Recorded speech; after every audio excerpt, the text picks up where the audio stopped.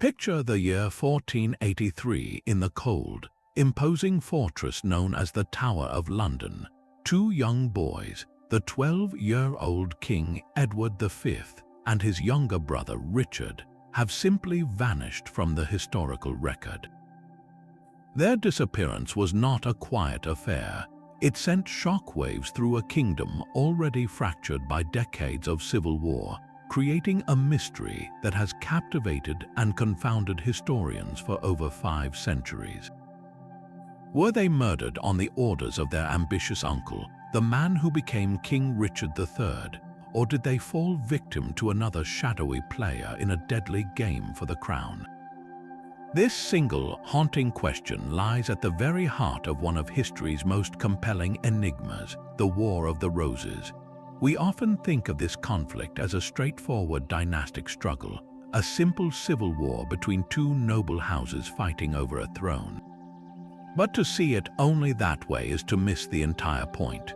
This was not merely a war, it was the ultimate historical mystery, a sprawling real-life drama of political intrigue, breathtaking betrayal, and constantly shifting loyalties where the line between friend and foe was often invisible.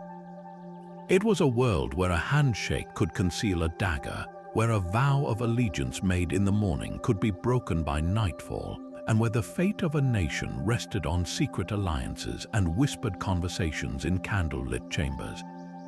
If you think the political machinations in shows like Game of Thrones are complex, prepare to be astounded, because the War of the Roses was the original template, a story where the stakes were not just fictional entertainment but the very future of England itself. This video is your guide into that labyrinth. We are going to pull back the curtain on this turbulent period and unravel the complex web of alliances and deceptions that defined it. We will meet the key players from the cunning Margaret of Anjou to the Kingmaker Earl of Warwick and explore the pivotal battles that saw crowns won and lost in a single afternoon. But more importantly, we will investigate the human motives, the raw ambition, the consuming fear, and the desperate gambles for power that drove these events. This is a journey into a past that feels almost fictional in its twists and turns, yet it is all stunningly, remarkably true.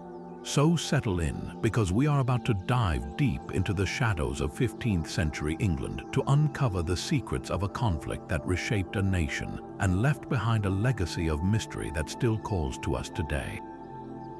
To understand how England spiraled into this chaos, we must first meet the man at the center of the initial storm, King Henry VI.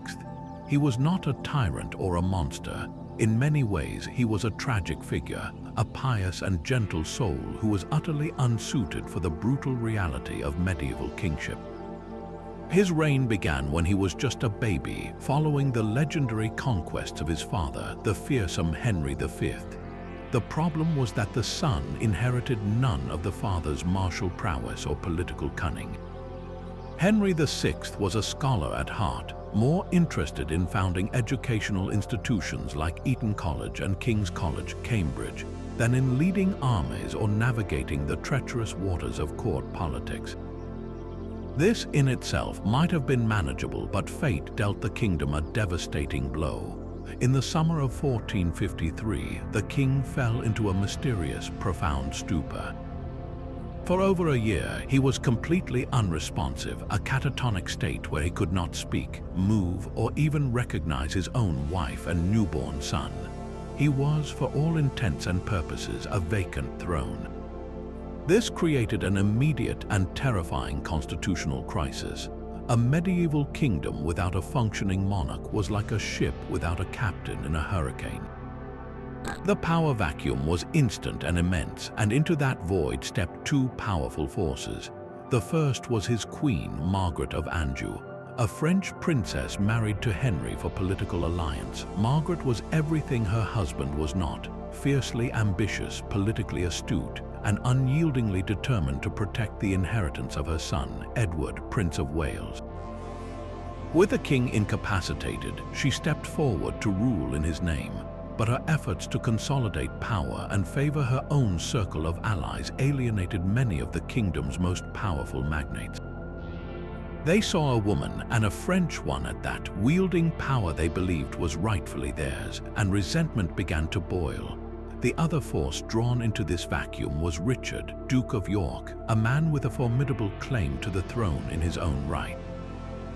As a direct descendant of King Edward III through two separate lines, York was the wealthiest and most powerful noble in the land. Initially, he served as Lord Protector during the king's illness, and by most accounts he governed with competence and a desire for stability. But when King Henry unexpectedly recovered his senses at the end of 1454, the political landscape had irrevocably shifted. Margaret of Anjou, deeply suspicious of York's ambition and influence, worked tirelessly to sideline him, stripping him of his authority and pushing him and his supporters away from the center of power. She viewed him as a direct threat to her son's future, and in doing so, she created her own worst enemy. This was the fatal combination: a king too weak to rule, a queen too strong for the nobility to accept, and a rival with both the bloodline and the means to challenge them. The personal animosity between Margaret and York transformed a political disagreement into an irreconcilable feud, laying the kindling for a fire that would eventually consume the entire kingdom. So who was this Richard, Duke of York, and what exactly drove him to challenge the very king he had sworn to serve? To understand his actions, we need to look at his extraordinary lineage and the powerful sense of injustice that fueled his ambition.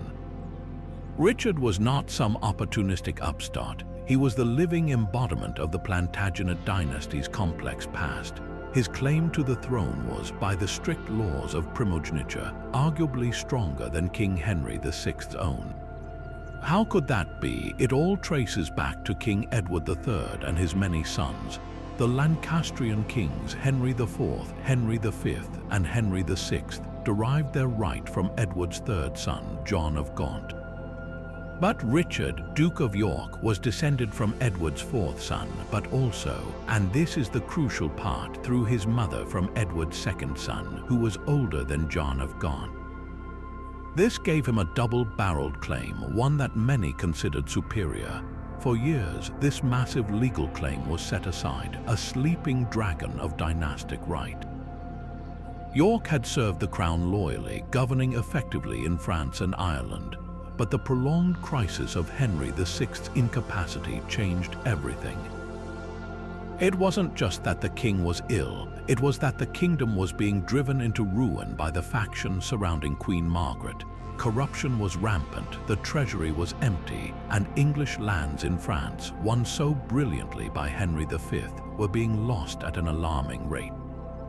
When Parliament appointed York as protector of the realm, he wasn't seizing power illegally. He was stepping into a legally constituted role to prevent the ship of state from sinking. For that year and a half, he actually worked to restore order, tackling the crown's crippling debt and attempting to introduce much-needed reforms. He proved himself a capable administrator, which only made what happened next so much more explosive. When King Henry miraculously recovered his senses at Christmas in 1454, the world York had temporarily stabilized instantly shattered. Queen Margaret, viewing York not as a savior but as a usurper who had sidelined her, moved with ruthless speed. She dissolved his protectorship and systematically purged his allies from the royal court, surrounding the king once again with her own favorites, men like the universally despised Duke of Somerset.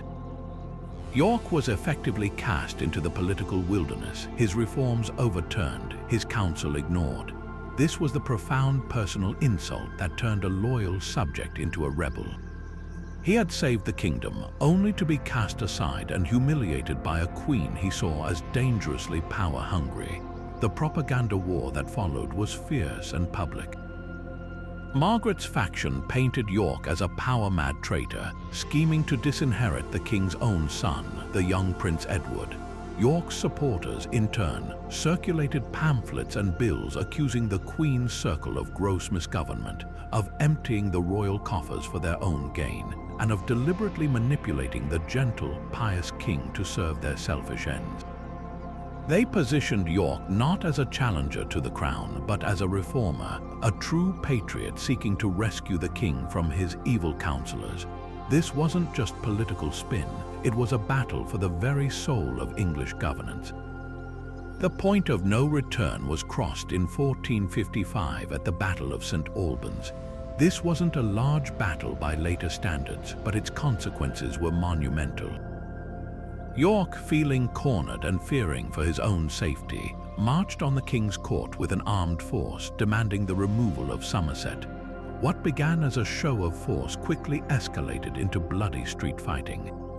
The Duke of Somerset was killed, and King Henry VI himself was slightly wounded and taken prisoner by the Yorkists. For the first time, an English king had been captured by his own rebellious subjects on the field of battle. This act shattered any remaining pretense of political resolution. It established a terrifying new precedent that disputes over royal power could now be settled not in Parliament or the council chamber, but by the sword. The clash was no longer just between two rival nobles. It was now a war between two royal houses, the House of York with its potent claim, and the House of Lancaster, desperately clinging to a throne they seemed increasingly unfit to hold. The clash at St. Albans in the spring of 1455 was, in military terms, a brief and chaotic affair. It lasted less than an hour, involved perhaps only a few thousand men, and was fought in the narrow, muddy streets of a small town rather than on a grand, open battlefield. But its historical impact was colossal, a single, violent crack that shattered the fragile peace and sent England tumbling into the abyss of civil war. The political context was a pressure cooker of mutual suspicion and fear. After his humiliating dismissal from the protectorship, Richard, Duke of York, had retreated to his northern estates, watching with growing alarm as Queen Margaret and her favorite, the Duke of Somerset, consolidated their control over the king and the royal government. When York and his powerful allies, the Neville Earls of Salisbury and Warwick, were summoned to a great council at Leicester, a town firmly in Lancastrian territory, they saw it not as an invitation but as a trap. Convinced that their enemies intended to arrest, attaint, and likely execute them as traitors, they made a fateful decision. They would not go to Leicester as lambs to the slaughter. Instead, they gathered their retainers and marched south, not to defy the king, they insisted, but to rescue him from the evil counselors who were destroying the realm. Their target was not King Henry himself, whom they claimed to serve, but the men surrounding him, particularly Somerset. When their forces arrived at St. Albans, they found the king and his court already lodged within the town, protected by a smaller but still significant Lancastrian force. What followed was a tense standoff. York, Warwick, and Salisbury positioned their troops on the eastern approaches, while frantic, last-minute negotiations unfolded. York presented a list of demands, reiterating his desire for reform and the removal of Somerset. But King Henry, firm in his support for his queen's faction, refused to surrender any of his advisors. The diplomatic window slammed shut, the Yorkists, realizing that negotiation had failed and that their own lives were on the line, chose violence. The Earl of Warwick, a bold and ambitious young commander, made the decisive move. He led his men through the back gardens and narrow lanes of the town, outflanking the Lancastrian barricades on the main streets and bursting into the marketplace where the king's standard flew. The fighting was fierce, personal, and concentrated. This was not a battle of sweeping maneuvers. It was a brutal melee in a confined space, a desperate hunt for specific high-value targets. The outcome was a devastating blow to the Lancastrian cause. The hated Duke of Somerset, Edmund Beaufort, was cornered and killed outside the castle inn. He died fighting, but his death was a catastrophic loss for Queen Margaret, robbing her of her most capable and committed military leader. Other prominent Lancastrian nobles, like the Earl of Northumberland and Lord Clifford, also fell in the fighting, their deaths sowing seeds of a bitter, generational vendetta among their sons. Most shockingly, King Henry VI himself was wounded in the neck by an arrow and was subsequently taken into the protection of the Duke of York. This single detail was earth-shattering. For the first time in English history, a reigning anointed king had been captured by his own rebellious subjects on the field of battle. The symbolic power of the monarchy was profoundly damaged. The Yorkists had won a complete tactical victory, but in doing so, they had unleashed a political demon. They marched back to London with the king as their prisoner, and York was reinstated as protector. Yet the victory was hollow in the long term. The battle did not resolve the underlying conflict, it simply changed its rules. It demonstrated that political grievances could now be settled with armed force, that the king's person was no longer inviolable, and that the murder of one's rivals was a viable political strategy. The blood spilled in that small town marketplace made a peaceful resolution almost unthinkable. It cemented factional hatred, creating a legacy of vengeance that would echo through the next 3 decades. The sons of the men killed at St. Albans would grow up with one burning purpose: to avenge their fathers. The Wars of the Roses were no longer a looming threat. They had begun in earnest, baptized in blood on a May morning in St. Albans. Following the shocking capture of the king at St. Albans, a tense and unstable peace settled over England, but it was a peace built on quicksand. For the next several years, the kingdom existed in a state of Cold War, with the ambitious Yorkist lords holding the reins of government while a furious and determined Queen Margaret gathered her strength in the north, refusing to accept the new reality. The fragile truce finally shattered in the summer of 1460, setting the stage for a series of events so politically audacious they would push the boundaries of royal power and succession to their absolute limit. The first major confrontation of this new phase was the Battle of Northampton. On July 10th, beneath a torrential downpour that turned the battlefield into a quagmire, the Yorkist army, led by the Earl of Warwick, now a seasoned and charismatic commander, confronted the royal forces. This battle, however, was defined less by military genius and more by devastating betrayal.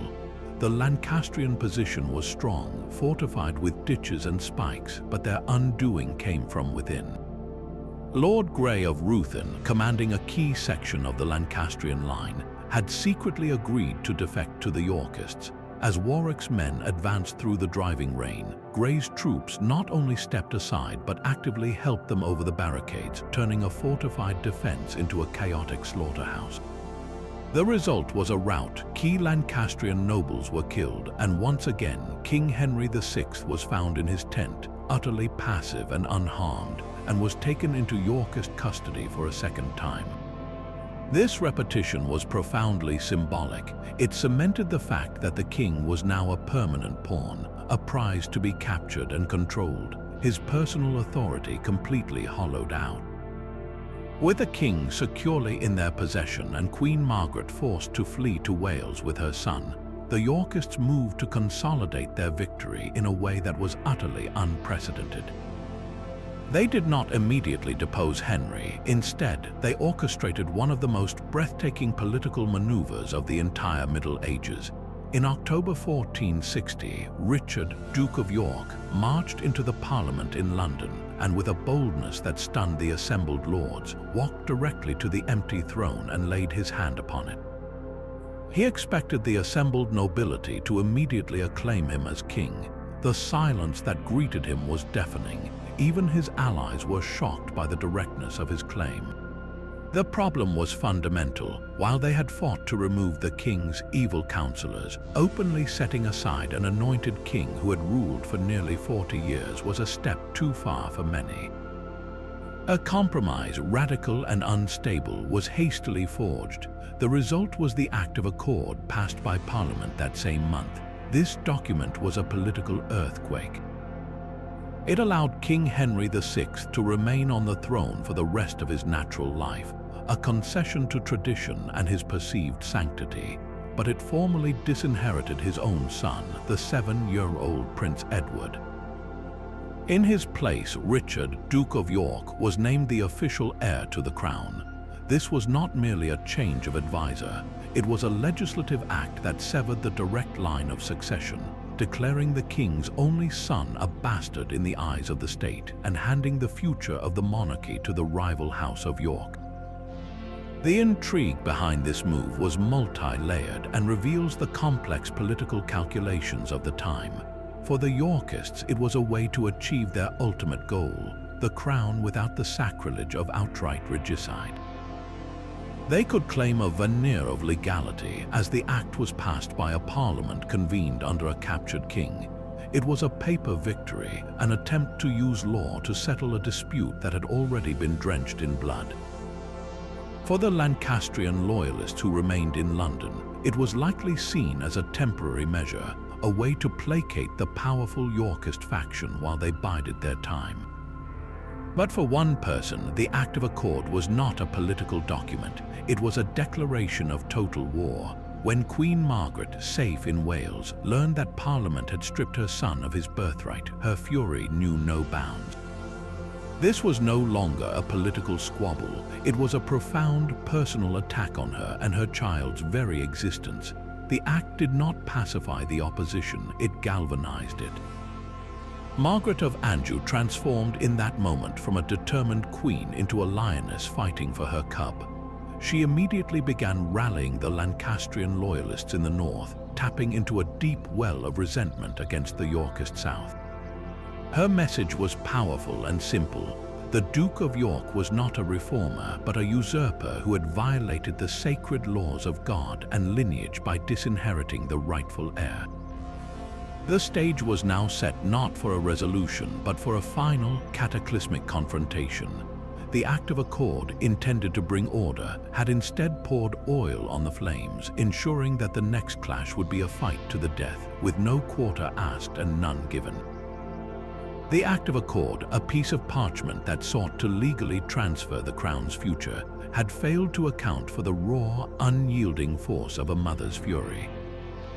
Queen Margaret, with her son's birthright stolen, did not retreat.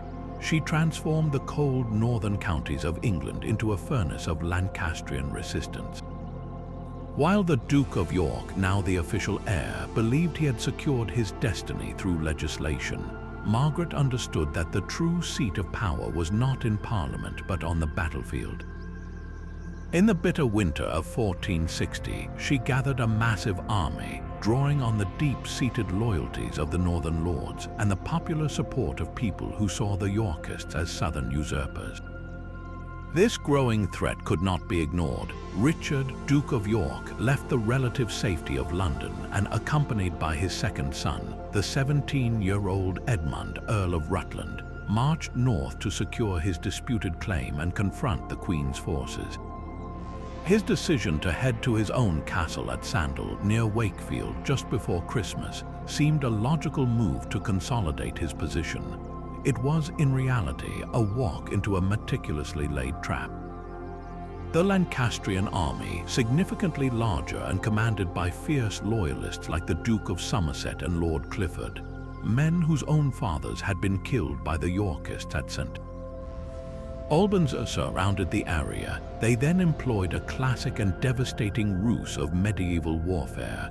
A portion of their forces, possibly under a flag of truce, advanced toward Sandal Castle. The rules of chivalry and the laws of war at the time were complex, but attacking an enemy who had submitted or was negotiating was considered a profound dishonor. It appears the Yorkists, perhaps believing a parley was underway or that they were facing only a manageable contingent, were tricked into leaving the security of the castle walls. What happened next was not a battle in the conventional sense. It was an ambush of overwhelming and brutal force. As York and his outnumbered men rode out, the main Lancastrian army emerged from the surrounding woods and fell upon them. The fighting was swift, merciless, and deeply personal. The Duke of York, the man who had come so close to the throne, was cut down and killed on the field. His death, however, was only the beginning of the Lancastrians' vengeance. The subsequent acts were designed not just to eliminate a rival, but to utterly humiliate and erase his legacy. The Earl of Rutland, York's young son, attempted to flee the slaughter but was captured. Pleading for his life, he was brutally executed on the spot by Lord Clifford, who is famously reported to have cried, "By God's blood, thy father slew mine, and so will I do thee and all thy kin." This was no longer a political conflict, it was a blood feud, a cycle of retaliation where the sins of the father were violently visited upon the son. The final, grotesque act of this tragedy was reserved for the fallen Duke himself. The Lancastrians retrieved his body, beheaded it, and carried the head to the city of York. There, in a gesture of supreme mockery and contempt, they mounted it on a spike above Micklegate Bar, one of the city's main gates, but they did not stop there. To cruelly parody his thwarted royal ambition, they placed a paper crown upon his head, a savage joke on the man who would be king. This was more than just a military victory. It was a piece of psychological warfare, a deliberate and public desecration meant to terrorize their enemies and demonstrate the utter annihilation of the Yorkist cause.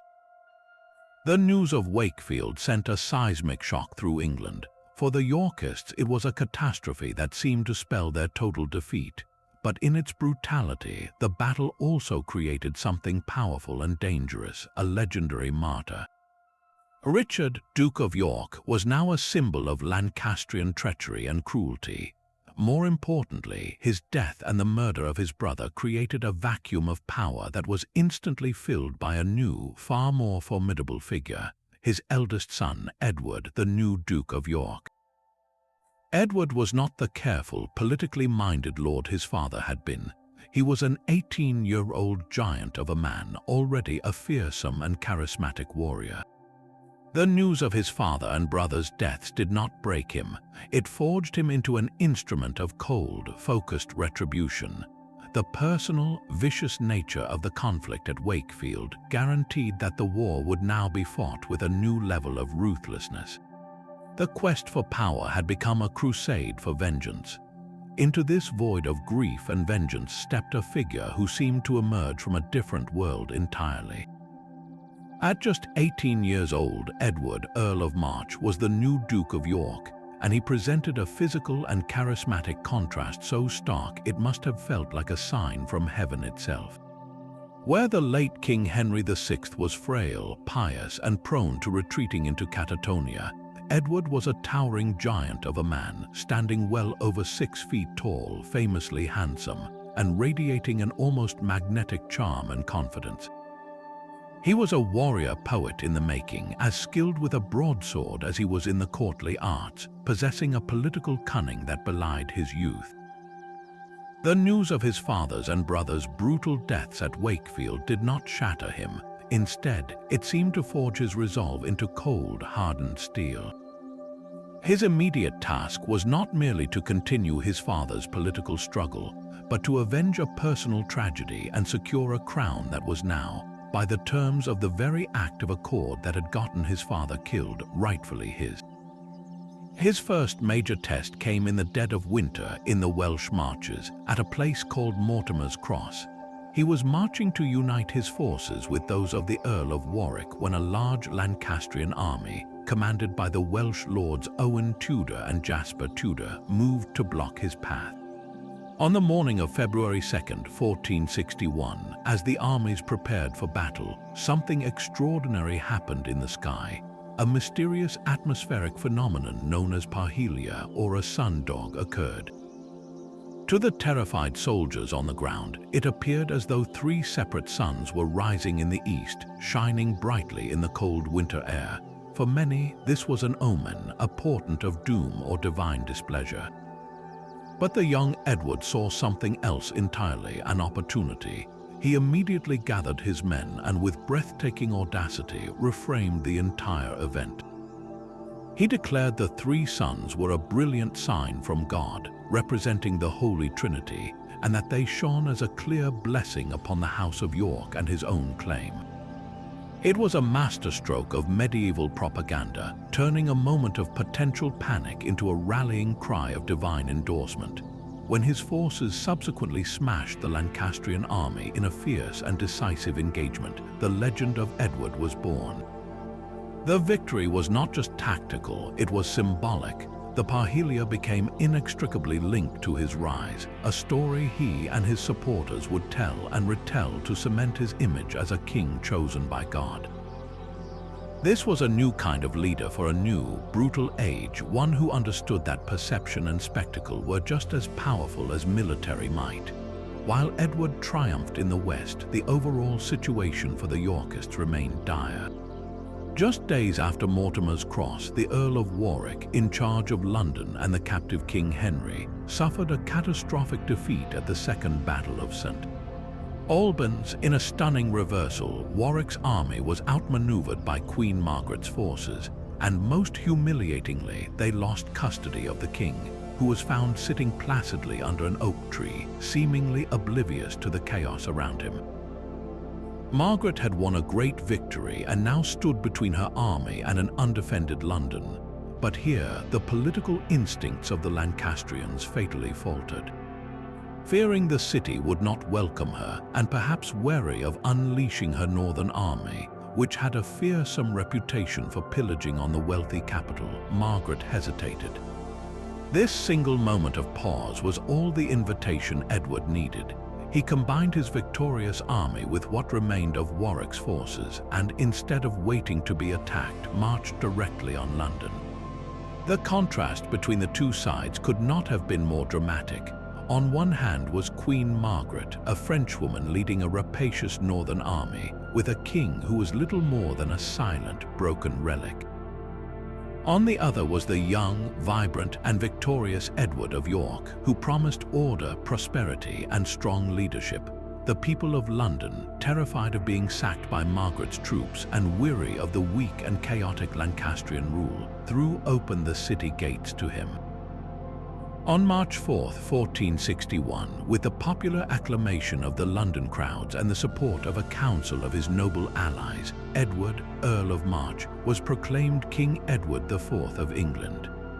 It was a breathtakingly swift ascent. In just over 2 months, he had gone from a grieving son to a vengeful commander to a crowned king, all before his 19th birthday.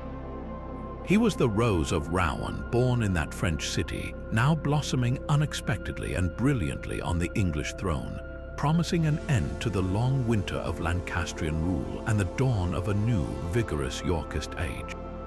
But a king proclaimed by popular acclaim in London was still a king who had to win his crown on the battlefield.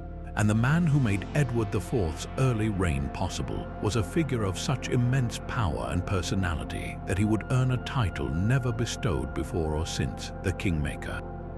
Richard Neville, Earl of Warwick, was not merely a nobleman.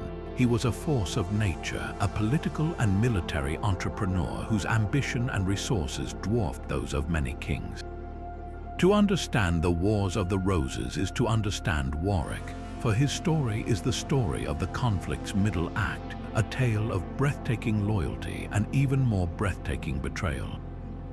His power base was almost comically vast. Through a combination of inheritance and a wildly advantageous marriage, he was the Earl of Warwick, and through his wife, he was also the Earl of Salisbury.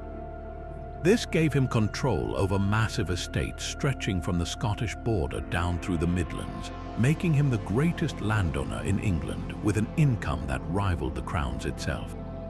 This wealth allowed him to maintain what was essentially a private army of thousands of loyal retainers, men who wore his badge of the bear and ragged staff and answered to him before they would ever answer to a distant king. But his influence didn't stop at the coastline. As Admiral of England, he commanded the Royal Navy, controlling the vital sea lanes and using a fleet of privateer ships that operated as his personal weapon, capturing enemy vessels and filling his own coffers while projecting his power across the Channel. However, his most modern and devastating weapon was not the sword or the ship, but the mastery of public opinion. Warwick was a propaganda genius centuries before the term was coined. He understood that in an age of limited literacy, perception was reality. He cultivated a public image of magnanimity and strength, holding court in his London residence like a sovereign prince, where he would feed hundreds of commoners daily from his kitchens, creating a powerful cult of personality in the capital. When he needed to justify his actions, he flooded the country with elegantly written pamphlets and bills, explaining his position in clear, persuasive language that framed his ambitions as a patriotic duty. It was Warwick, more than anyone, who crafted the narrative of the pious, ineffectual King Henry being manipulated by his foreign queen and her corrupt favorites, a story that resonated deeply with a populace weary of misgovernment. His support was the essential ingredient in Edward IV's recipe for success. It was Warwick's armies, Warwick's money, and Warwick's political maneuvering that secured Edward's proclamation, and then his decisive victory at the Battle of Towton in March 1461, the largest and bloodiest battle ever fought on English soil, which finally broke the back of the Lancastrian resistance and sent Henry, Margaret, and their son fleeing into exile. For the first few years of Edward's reign, the relationship between the young king and his powerful mentor seemed unbreakable. Warwick effectively served as the real ruler of England, managing foreign policy, domestic administration, and defense while Edward enjoyed the pleasures of his new crown. The cracks, however, began to appear not on the battlefield but in the quiet corridors of power, specifically over the issue of marriage. Warwick, acting as chief diplomat, spent years negotiating a brilliant strategic alliance for Edward, aiming to marry him to a French princess to secure England's southern flank and isolate their Lancastrian enemies. But Edward IV had a will as strong as his body, and he stunningly revealed that he had already taken a wife in secret, and not just any wife. He had married Elizabeth Woodville, a beautiful English widow from a family of middling Lancastrian nobility. To Warwick, this was more than a personal snub. It was a catastrophic political blunder. The Woodvilles were not just upstarts, they were his direct rivals. Edward lavished titles, lands, and advantageous marriages upon his new wife's numerous siblings, creating a huge new royal affinity that directly challenged the Neville family's monopoly on power and patronage. Warwick saw his own influence shrinking as Woodville relatives were placed in positions he considered rightfully his. The final, unforgivable insult came when Edward blocked a series of dynastic marriages Warwick had arranged for his own family, particularly for his two daughters, Isabel and Anne Neville. For the Kingmaker, this was the ultimate betrayal. He had created a king, and now that king was denying him the very future he had fought for, the elevation of his own house to the highest levels of the aristocracy. This personal grievance festered into a full-blown conspiracy.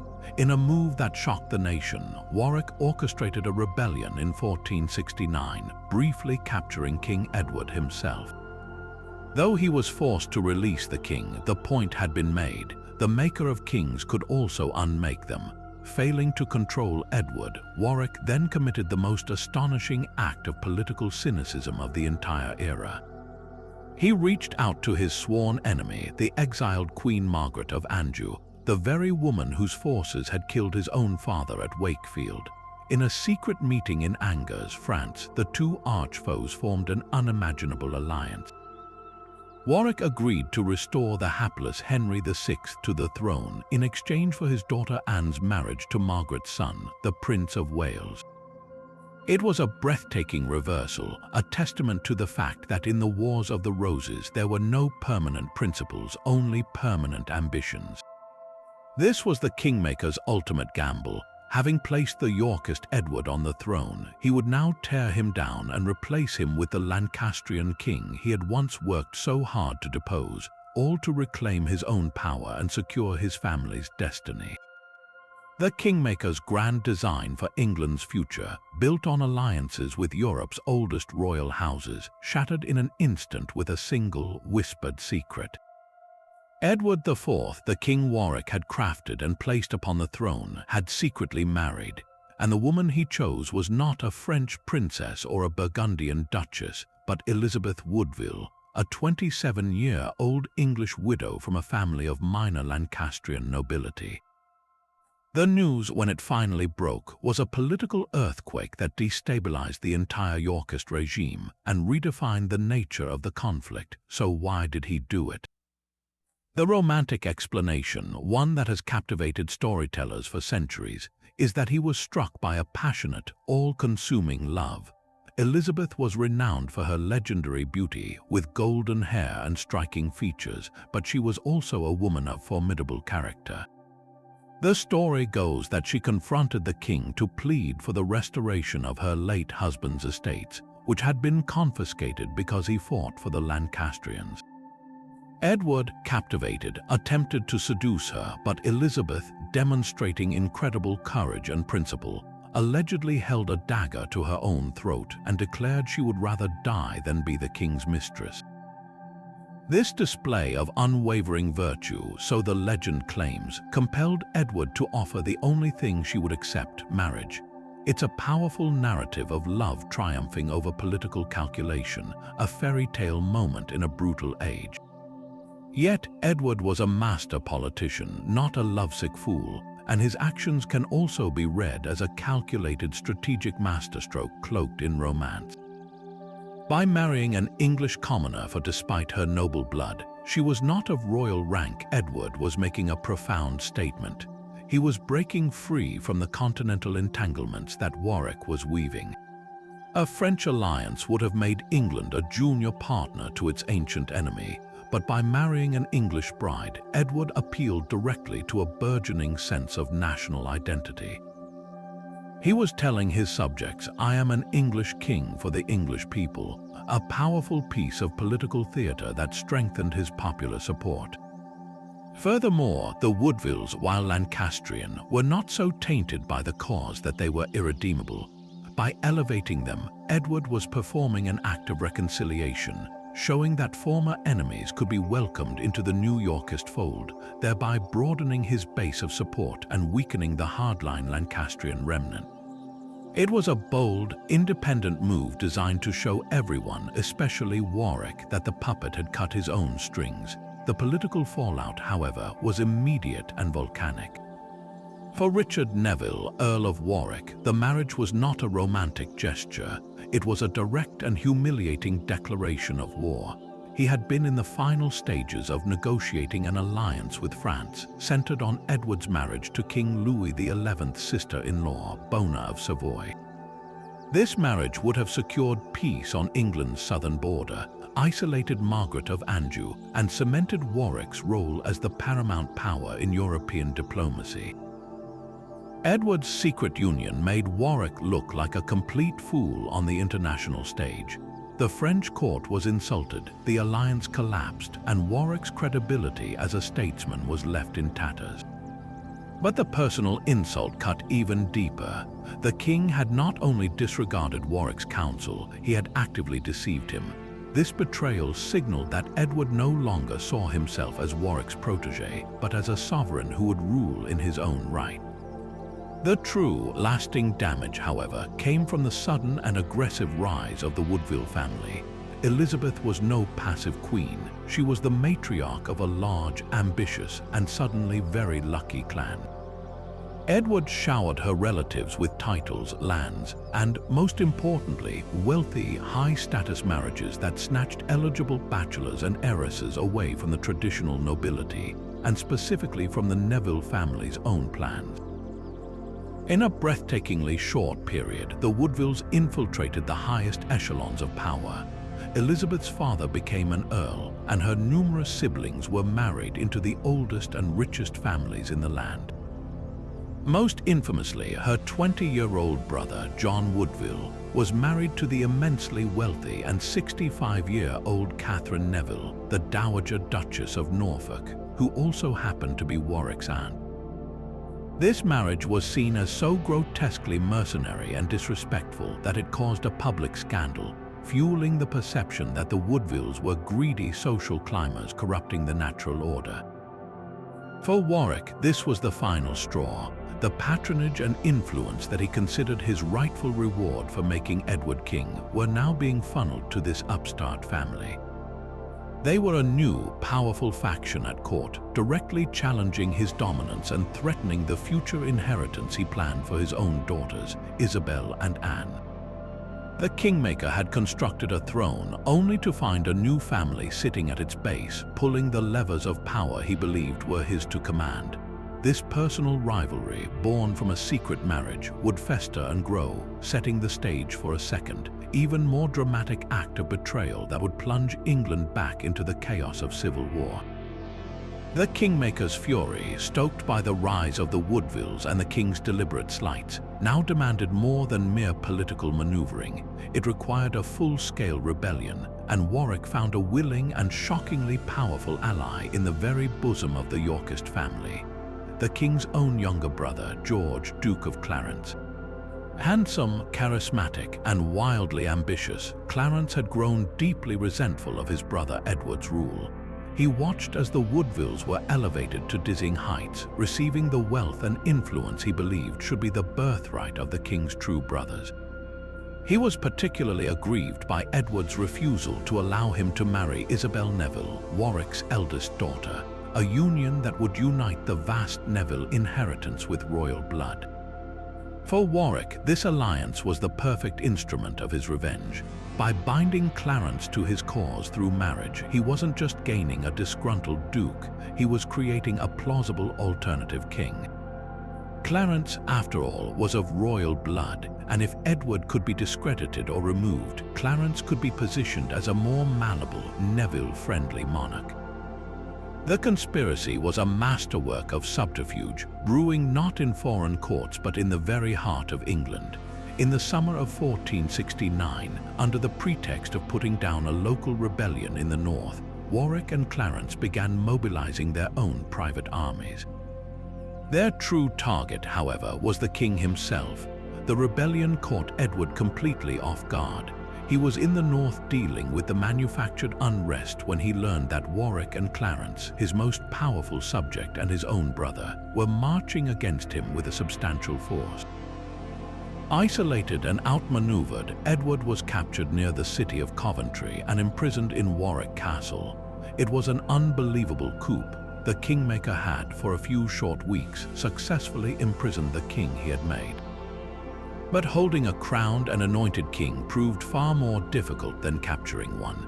Edward had cultivated enough personal loyalty, and the political situation was so unstable that Warwick found he could not simply rule through a puppet monarch. The government, and even many of Warwick's own supporters, balked at the idea of keeping their king in a dungeon. Forced by political reality, Warwick was compelled to release Edward, and a tense, utterly false reconciliation was staged. But the mask of loyalty had been torn away forever. Both men knew this was only a temporary pause in their deadly duel. Warwick and Clarence, now isolated and branded as traitors, fled to France in early 1470. It was here, in the court of the Spider King, Louis XI of France, that the most astonishing act of political theater in the entire war was staged. Louis, a master of manipulation, saw an opportunity to weaken his English rival by brokering a peace between the two most bitter enemies imaginable, the Earl of Warwick and the exiled Queen Margaret of Anjou. The initial meeting was icy with a hatred born from years of bloodshed. Margaret could not easily forget that this was the man who had been instrumental in killing her allies, driving her from her kingdom, and holding her husband captive. Warwick, for his part, had spent years publicly vilifying Margaret as a foreign she-wolf. Yet, under Louis's shrewd guidance, a pragmatic, breathtakingly cynical deal was struck. Warwick would return to England, overthrow Edward IV, and restore the helpless Henry VI to the throne. In return, Margaret's son, Edward, Prince of Wales, would marry Warwick's younger daughter, Anne Neville. It was a complete inversion of everything Warwick had once fought for. The architect of the Yorkist dynasty now pledged to resurrect the Lancastrian king he had worked so hard to destroy, all for the chance to once again be the power behind the throne. In September 1470, Warwick and Clarence, with French backing, launched their invasion. catching Edward unprepared once again, and capitalizing on lingering discontent in the north, they forced the king to flee the country. Edward, with a handful of loyalists, narrowly escaped to exile in Burgundy, a fugitive king with almost no prospects. This left the path to London clear for the Kingmaker. In October, Warwick performed his most stunning act yet. He marched into the Tower of London, where the frail, broken Henry VI had been imprisoned for years, and led him out into the daylight. The chronicles describe a pathetic figure, confused and dressed in ragged robes, who had to be taught how to act like a king again. But on October 3, 1470, Henry VI was formally restored to the throne in what became known as the Redemption. For the next 6 months, England existed in a state of surreal political duality.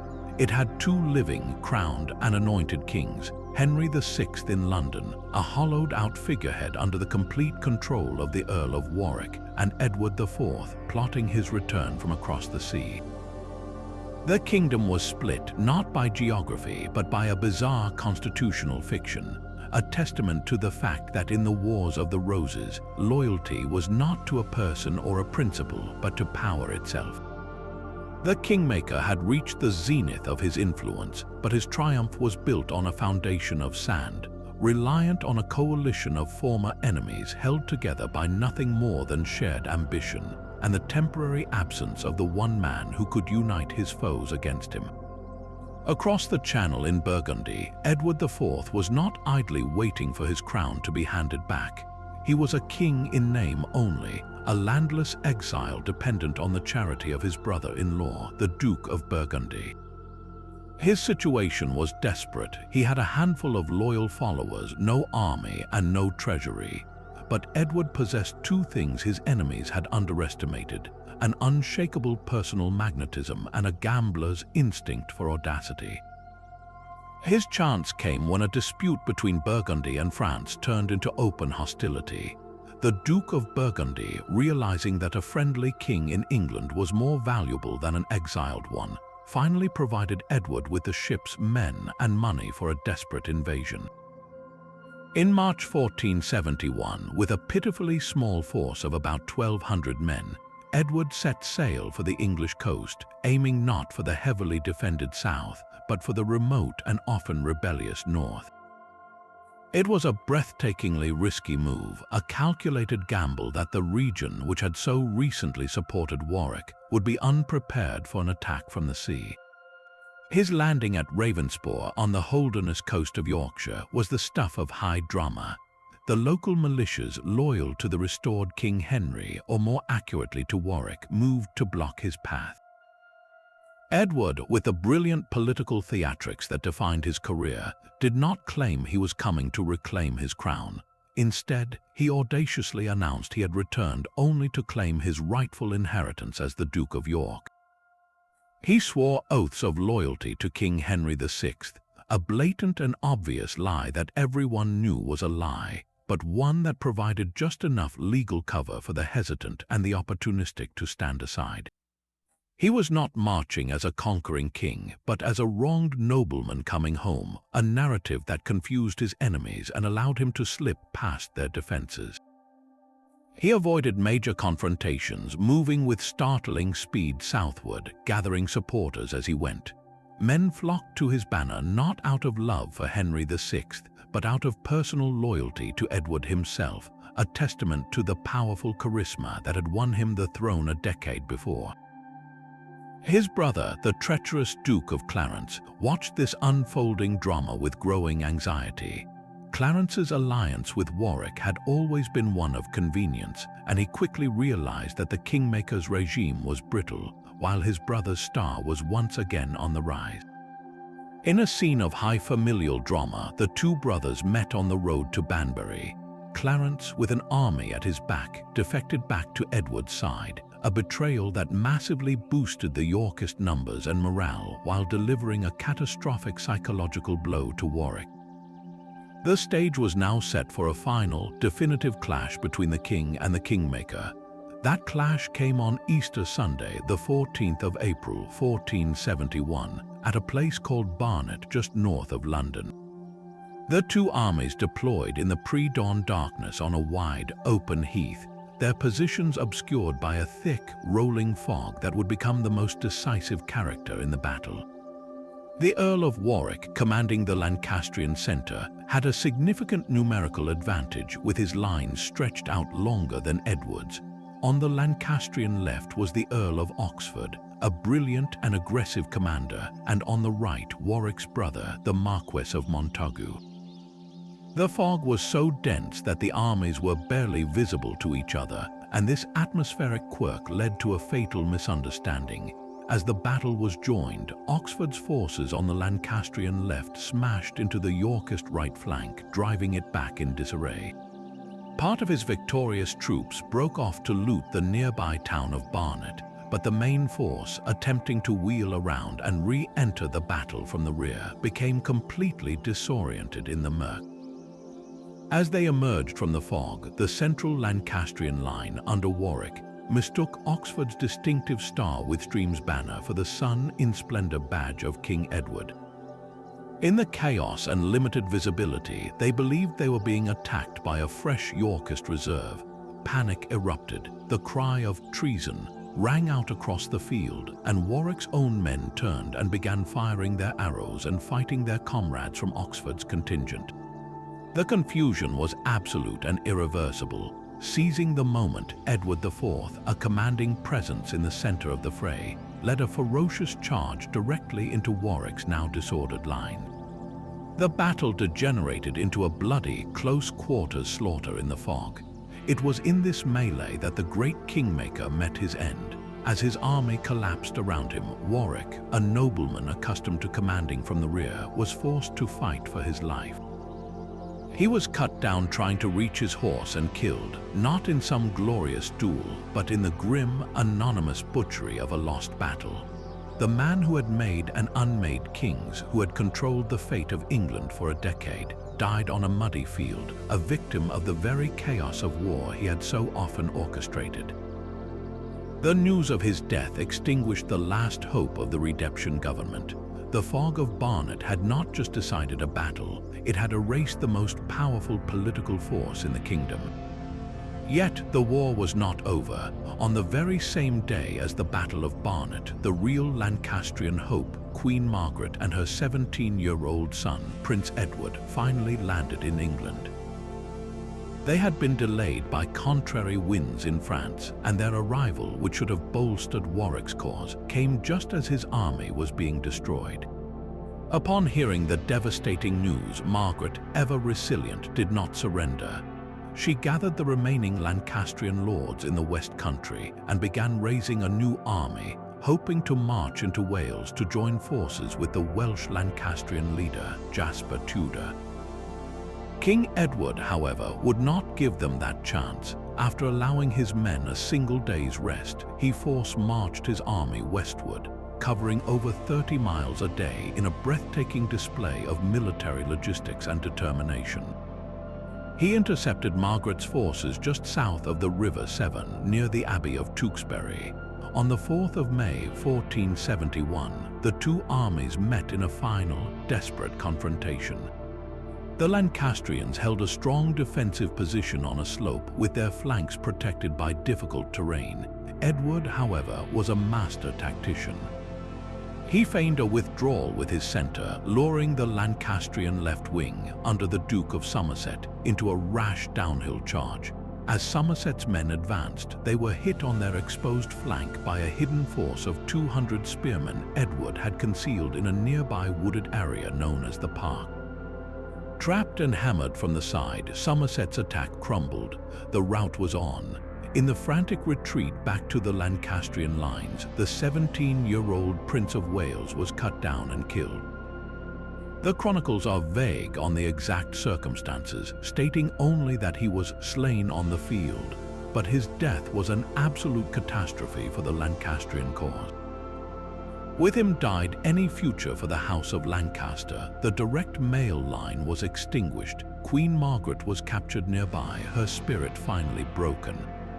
The Battle of Tewkesbury was a total Yorkist victory, a massacre of the Lancastrian leadership that effectively ended organized military resistance.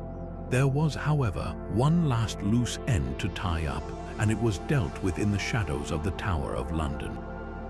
King Henry VI, the gentle, broken monarch who had been a pawn in this game for 30 years, was still alive, a living symbol around whom future rebellions could coalesce.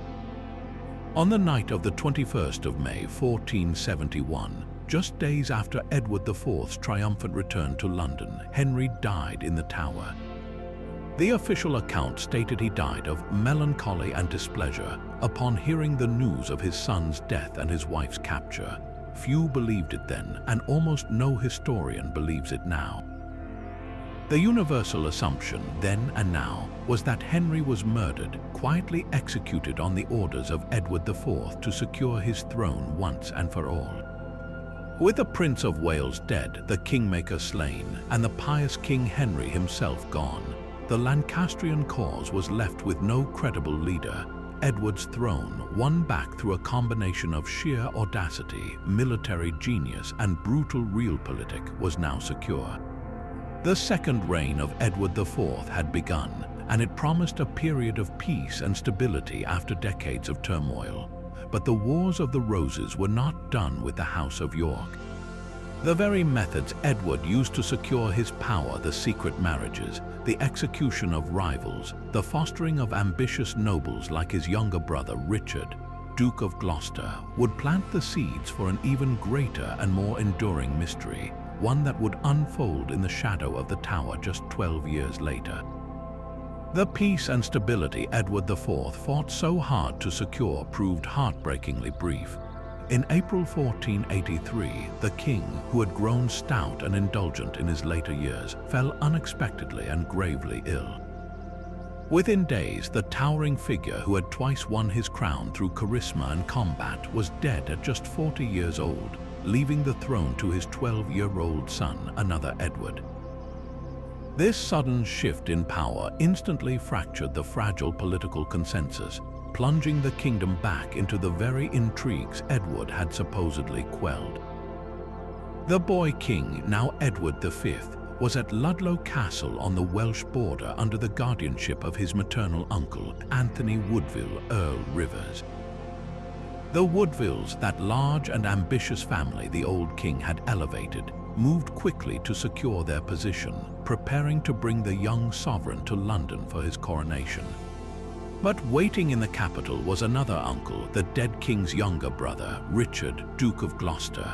While Edward IV had been enjoying the pleasures of court, Richard had been governing the north of England with a reputation for stern competence and unwavering loyalty. He was the polar opposite of the flamboyant Woodville's, austere, disciplined, and deeply respected by the northern barons. As news of the king's death spread, the court split into two hostile camps, and the fate of two children became the central prize in a silent, escalating war for control of the realm. The Woodvilles aimed to crown the boy quickly, ensuring their own dominance as the power behind the throne.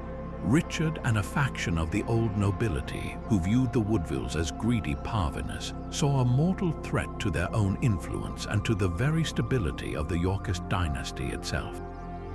The stage was set for a confrontation that would transform a royal succession into an enduring historical nightmare. The young king's journey to his capital began with pomp and ceremony, but it was shadowed by suspicion. Richard, professing his loyalty to his nephew, wrote conciliatory letters to the Queen Dowager, Elizabeth Woodville, and arranged to meet the royal party on its route to London to escort them the rest of the way with all due honor. The meeting took place at Stony Stratford. Initially, it was all courtesy and familial warmth, but the morning after, the atmosphere shattered. Richard, acting with stunning swiftness, accused the Woodvilles of plotting to isolate him and seize power for themselves. He had Anthony Woodville and the king's half-brother, Richard Grey, arrested on charges of treason. The 12-year-old Edward, suddenly separated from all the familiar figures of his short life, was placed under the protection of his uncle Richard's armed retinue. It was a deft and ruthless coup, executed without a single blow being struck in anger. The Duke of Gloucester had taken physical control of the king, and with him the keys to the kingdom. Back in London, panic erupted within the sanctuary of Westminster Abbey, where Queen Elizabeth Woodville had fled with her other children, including her younger son, 9-year-old Richard, Duke of York. She understood the implications of Gloucester's move immediately. If he controlled the elder prince, he would inevitably seek the younger one to prevent him from becoming a rival focus of Woodville loyalty. For weeks, a tense stalemate held. The boy king was installed in the royal apartments of the Tower of London, which was then not just a prison but a traditional residence for monarchs awaiting their coronation. Richard was named Lord Protector and a coronation date was set, but the Queen, from the safety of sanctuary, steadfastly refused to surrender her younger son. The political pressure mounted. A delegation of lords and the Archbishop of Canterbury eventually persuaded her that the boy should join his brother to keep him company and to play his role in the coronation procession. It was a powerful emotional argument, one that played on a mother's heartstrings and the semblance of tradition. With immense trepidation, she finally relented. In June 1483, the little Duke was led out of sanctuary and taken to the Tower to be with his brother. The two boys were seen together, playing in the garden within the Tower walls for a short time. And then they were seen no more. Their disappearance was not immediate, but a gradual, chilling fade from public view. The coronation, first postponed, was quietly cancelled altogether. The political world held its breath, waiting for an explanation that never came. A thick cloud of suspicion, heavy and suffocating, descended directly upon the Duke of Gloucester.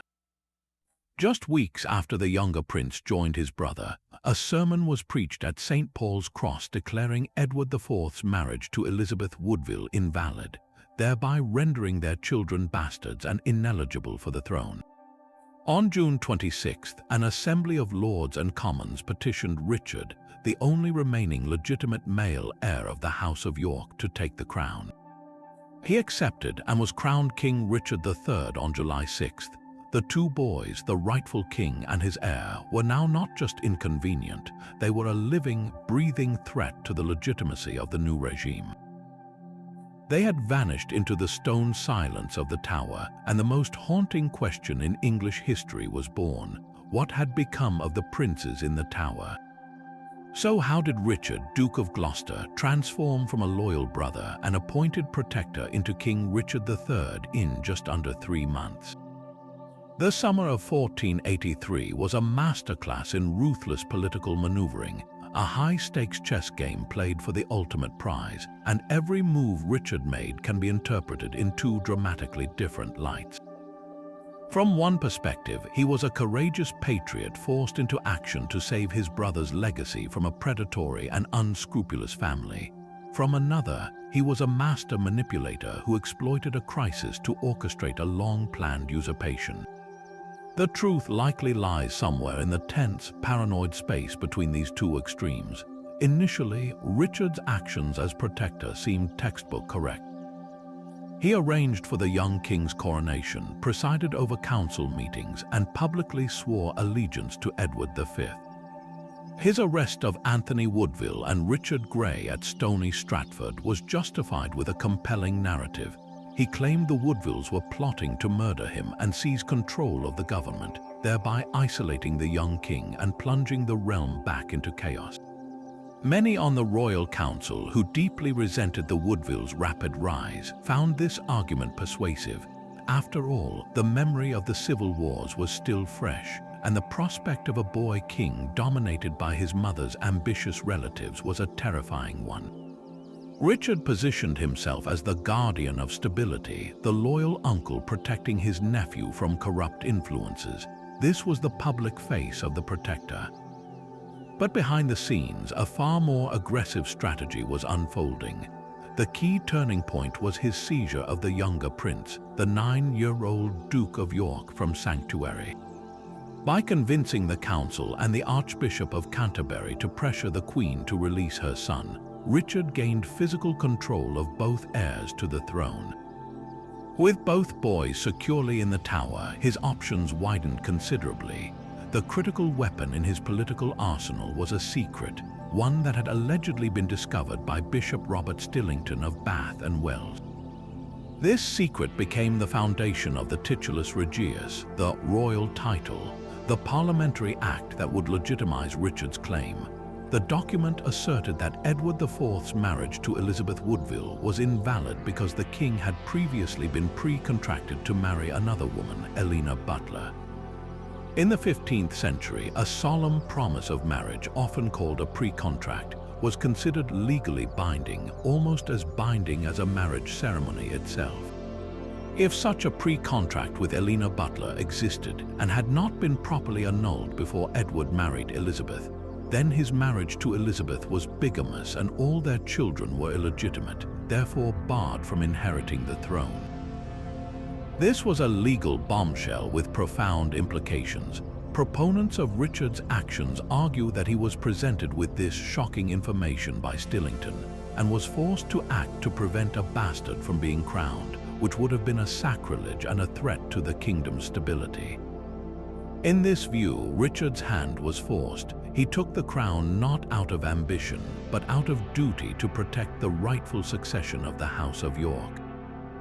The Titulus Regius was, from this angle, a painful but necessary legal correction to a dynastic accident. The other side of the debate paints a much darker picture. Skeptics point out the remarkable convenience of this discovery. The pre-contract allegation emerged only after Richard had secured both princes and after he had already executed Lord Hastings, another powerful counsellor who remained loyal to the young king, in a shocking and violent council meeting on June the 13th. The timing is highly suspect. If Richard knew of the pre-contract from the beginning, then his entire protectorship was a charade, a slow and deliberate tightening of the noose. His expressions of loyalty to his nephew were a calculated lie. The execution of Hastings, a man with no love for the Woodvilles but unwavering in his support for Edward V, suggests Richard was systematically eliminating anyone who might challenge his path to the throne, regardless of their faction. From this perspective, the Titulus Regius was not a revelation but a fabricated pretext, a piece of politically motivated propaganda designed to provide a thin veneer of legality to a blatant power grab. The fact that the document was later suppressed and destroyed by Henry VII adds another layer of mystery. Was it destroyed because it was a lie, or because its truth was politically inconvenient for the new Tudor dynasty? The debate ultimately hinges on Richard's character and his prior history.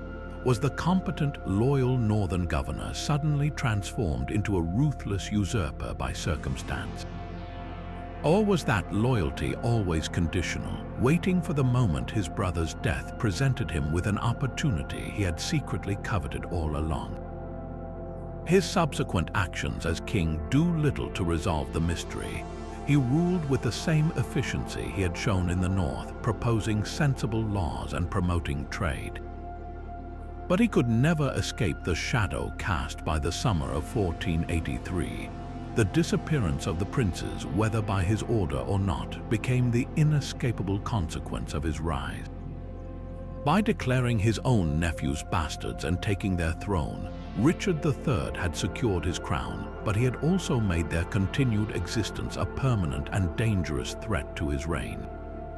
He had navigated the political labyrinth with stunning skill, but in doing so, he may have created a monster from which he could never escape. Yet even as the crown was placed upon his head, the foundations of Richard III's reign were already cracking. The very methods he had used to seize power, declaring his nephews illegitimate, eliminating potential rivals, and relying on a small circle of northern supporters, created a deep well of unease and resentment across the rest of England. The political class had accepted him, but their loyalty was conditional and brittle, waiting for the first sign of weakness.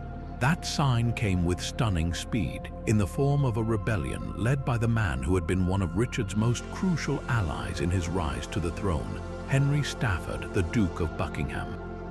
This was not a minor uprising. It was a widespread, coordinated revolt that swept through the southern and western counties. a clear message that a significant portion of the nobility would not tolerate the new king's rule. The question of why Buckingham turned against his former master is one of the most fascinating puzzles of the entire period, a mixture of ambition, conscience, and possibly a much deeper, pre-existing conspiracy. To understand the shock of Buckingham's betrayal, we must first appreciate the height from which he fell. After Richard's coronation, Buckingham was the second most powerful man in the kingdom. He had been lavishly rewarded for his support, given immense authority and control over vast swaths of Wales and the West Country. He had stood by Richard throughout the turbulent summer, seemingly a partner in the political dismantling of the Woodville faction and the claim of the young princes. His defection, therefore, was not the act of a marginalized lord, but of a central pillar of the regime suddenly pulling away and causing the entire structure to shudder. So what drove him? One compelling theory points to simple, thwarted ambition. Despite his grand titles, Buckingham may have felt that Richard did not grant him enough practical power or a sufficient share of the spoils. He was descended from Thomas of Woodstock, the youngest son of King Edward III, giving him a faint but tangible claim to the throne himself. Perhaps he aided Richard with the expectation of being made the power behind the throne, a kingmaker in his own right, and grew disillusioned when he realized Richard intended to rule as his own man. However, another, more dramatic explanation has captivated historians for centuries. The Tudor chroniclers, writing under the dynasty that ultimately triumphed, promoted a powerful story. They claimed that Buckingham turned against Richard out of sheer revulsion, after learning that the king had ordered the murder of his own nephews in the Tower.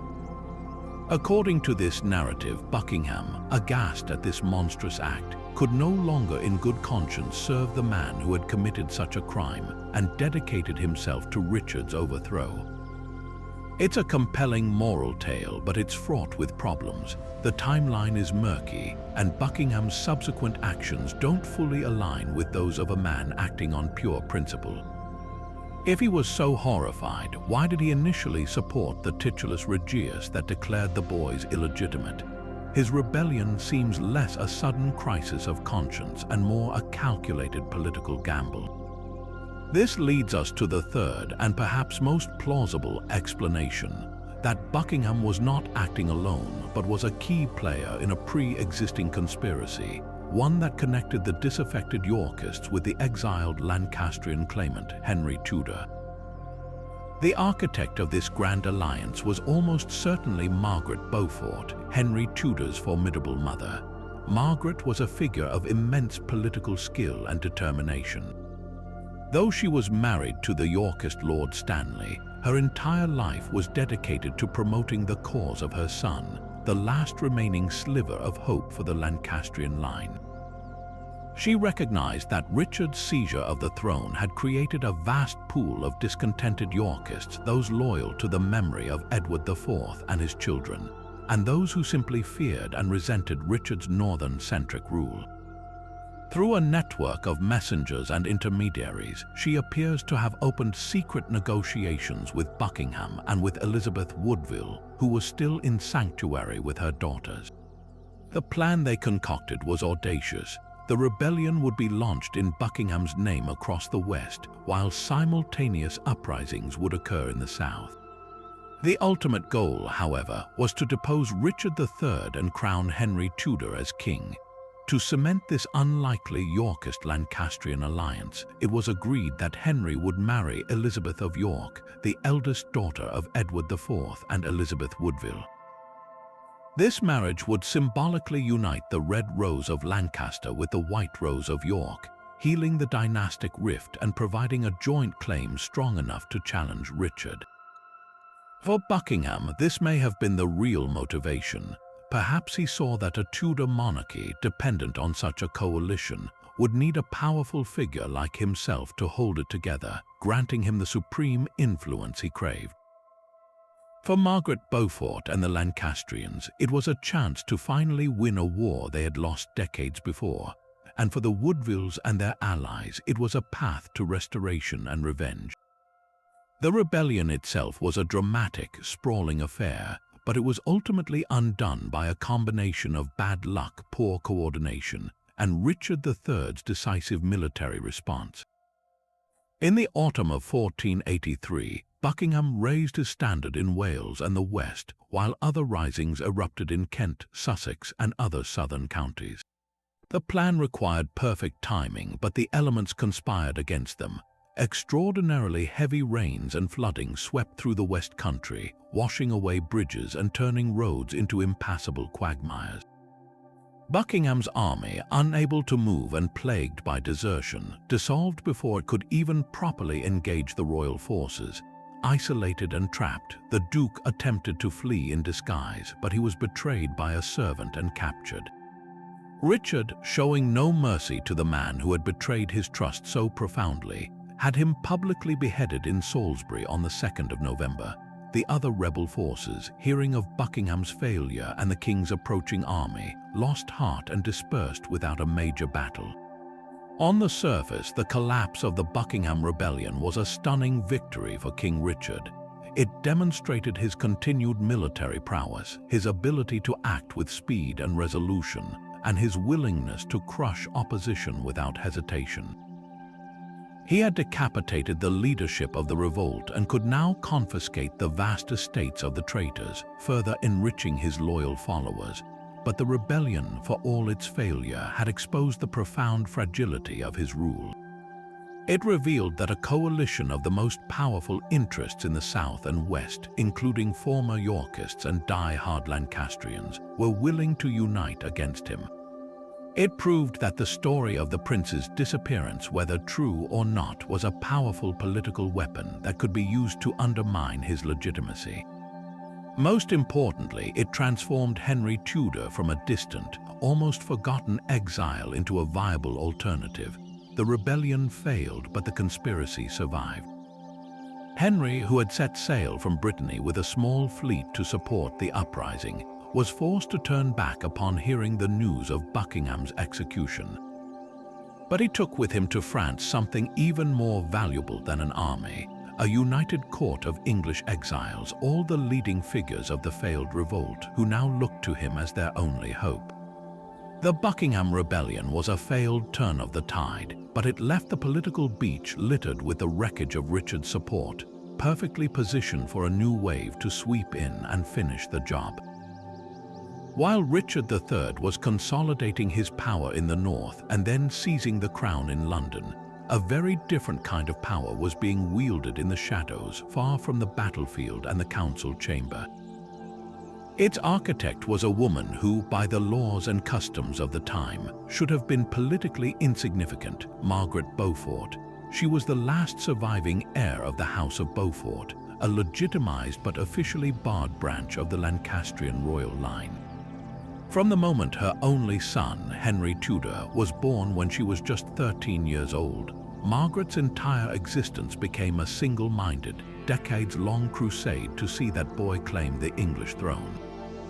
Her story is not one of dramatic sword fights or shouted declarations, but of quiet, relentless, and breathtakingly patient political calculation. While the great lords of the realm clashed and fell, Margaret navigated the treacherous currents of the civil wars with a survivor's instinct, playing a game of thrones that was far more subtle and ultimately far more effective than any of them. Her greatest weapon was her mind, and her strategy was a masterwork of alliances built not on fleeting loyalty, but on cold, hard, mutual interest. Following the failure of the Buckingham Rebellion, a lesser conspirator would have been broken, but for Margaret, it was merely a setback that clarified the path forward. She understood that brute force alone would not topple the firmly entrenched Richard III. What was needed was a coalition, a grand alliance that could unite all the disparate threads of opposition into a single, unbreakable rope strong enough to pull a king from his throne. Her own claim was the foundation, but it was not enough. The Lancastrian cause had been militarily shattered at Tewkesbury, its male line extinguished. The Yorkist cause was now bitterly divided, with a significant faction appalled by Richard's actions and still loyal to the memory of Edward IV and his children. Margaret's genius lay in seeing how to weave these two broken threads together. The key, she realized, was not in defeating the Yorkists but in absorbing them. Her most audacious move was to open a secret line of communication with the most unlikely of allies, Elizabeth Woodville, the mother of the vanished princes and the very woman whose family Richard had destroyed. From her sanctuary in Westminster, Elizabeth was living in a state of terrified limbo. Her sons were gone, her brothers were dead, and her family's power was annihilated. She had nothing left to lose, and Margaret Beaufort, with her impeccable political instincts, recognized a perfect partner in desperation. Through a network of trusted priests and servants, the two women began a clandestine correspondence, a dialogue that would have been unthinkable just months before. The deal they struck was the cornerstone of the Tudor future. They agreed that if Margaret's son Henry could win the crown, he would marry Elizabeth of York, Elizabeth Woodville's eldest daughter. This single marriage proposal was a stroke of political brilliance. It promised to unite the Red Rose of Lancaster with the White Rose of York, symbolically healing the dynastic rift that had torn England apart for 3 decades. For the remaining Yorkists who were uneasy with Richard but could never support a pure Lancastrian king, it offered a perfect solution. Their loyalty would technically remain with the House of York through Elizabeth. For the die-hard Lancastrians, it meant their standard-bearer would finally be king. Margaret was not just planning a rebellion, she was engineering a political merger, creating a new, hybrid dynasty with a claim that could appeal to the entire war-weary nation. To make this happen, Margaret operated a sophisticated intelligence and logistical network that would be the envy of any modern spy agency. Her own position was perilously balanced. She was married to Lord Thomas Stanley, one of Richard III's most powerful and trusted counselors. Stanley held a crucial position as Lord High Constable and controlled vast lands and armies in the northwest. Margaret had to plot the king's downfall while sharing a bed with one of his chief officers, a breathtakingly dangerous tightrope walk. She used her household as a command center, sending coded messages to Henry in exile in Brittany, coordinating with other disaffected lords, and funneling money to finance the growing Tudor war chest. She was the central processor of the entire conspiracy, the calm, determined brain coordinating the limbs of the operation scattered across England and the continent. Her resolve was forged in a lifetime of hardship and narrow escapes. She had seen her son shipped into exile as a 14-year-old, a fugitive with a price on his head, and she had spent years maneuvering to keep him safe from the intrigues of both the Yorkist court and the ever-shifting politics of the French and Breton courts. Every marriage she had been forced into, first to Edmund Tudor, which produced Henry, then to Sir Henry Stafford, and finally to Thomas Stanley, was not a personal union but a political maneuver, a calculated step to increase her security, her wealth, and her influence, all in service to her son's cause.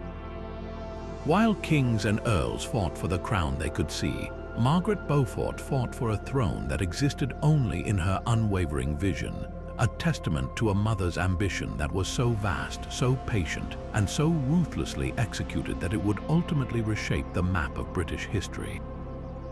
As the summer of 1485 wore on, the political chessboard that was England saw its final, decisive pieces move into position.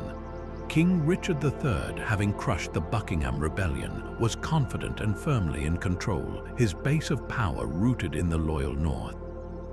Meanwhile, across the English Channel, Henry Tudor used the time bought by his failed invasion attempt to refine his strategy and gather a truly formidable force. With financial backing from the King of France, who was delighted to fund any enterprise that might trouble his English rival, Henry assembled a motley but determined army of 2,000 French and Scottish mercenaries, supplemented by the stream of English exiles who had fled after Buckingham's defeat. In early August, this invasion fleet set sail, and on the 7th of the month, Henry landed at Milford Haven in Wales, a carefully chosen location meant to evoke his own Welsh Tudor ancestry and tap into local resentment against English rule.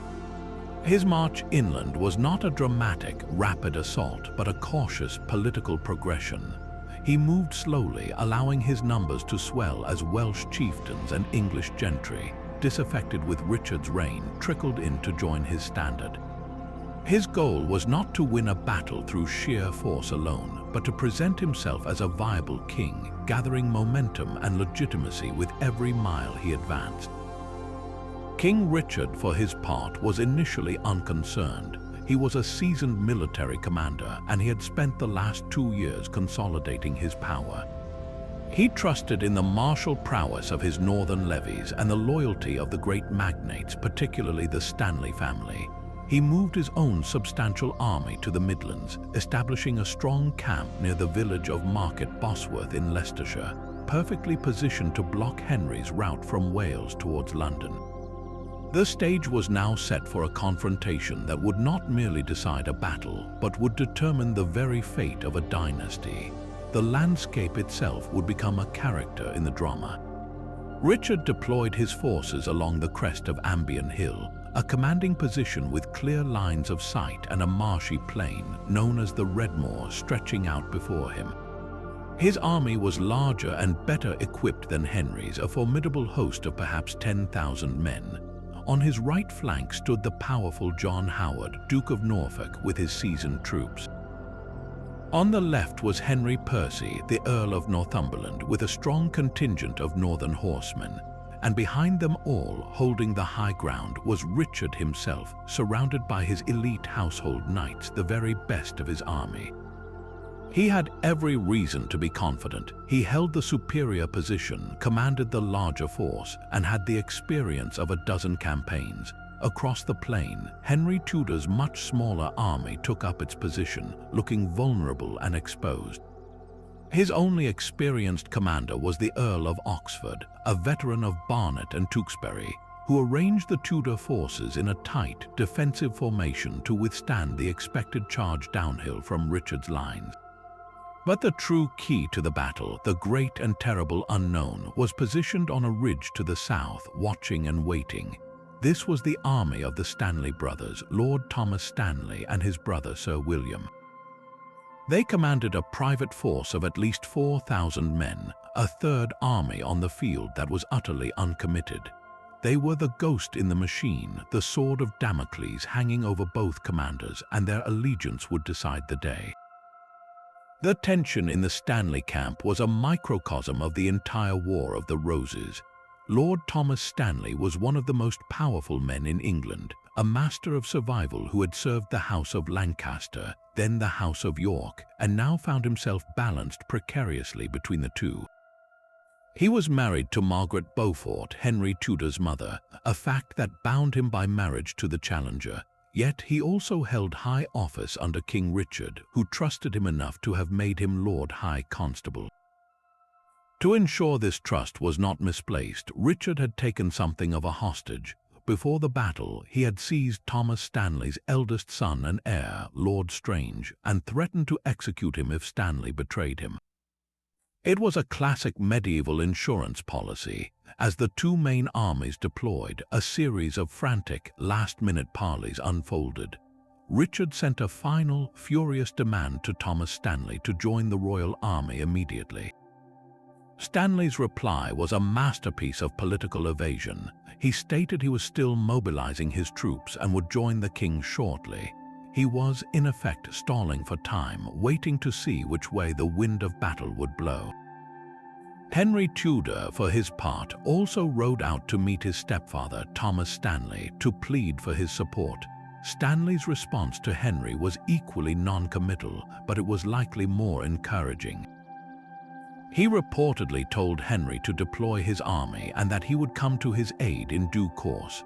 The message was clear: the Stanleys would not strike the first blow, but they would deliver the last.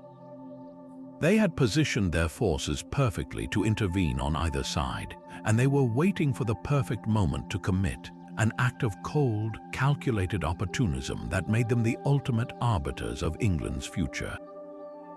The battle commenced with a thunderous artillery barrage, a relatively new feature of medieval warfare. as Richard's gunners on the high ground fired down into Henry Tudor's lines.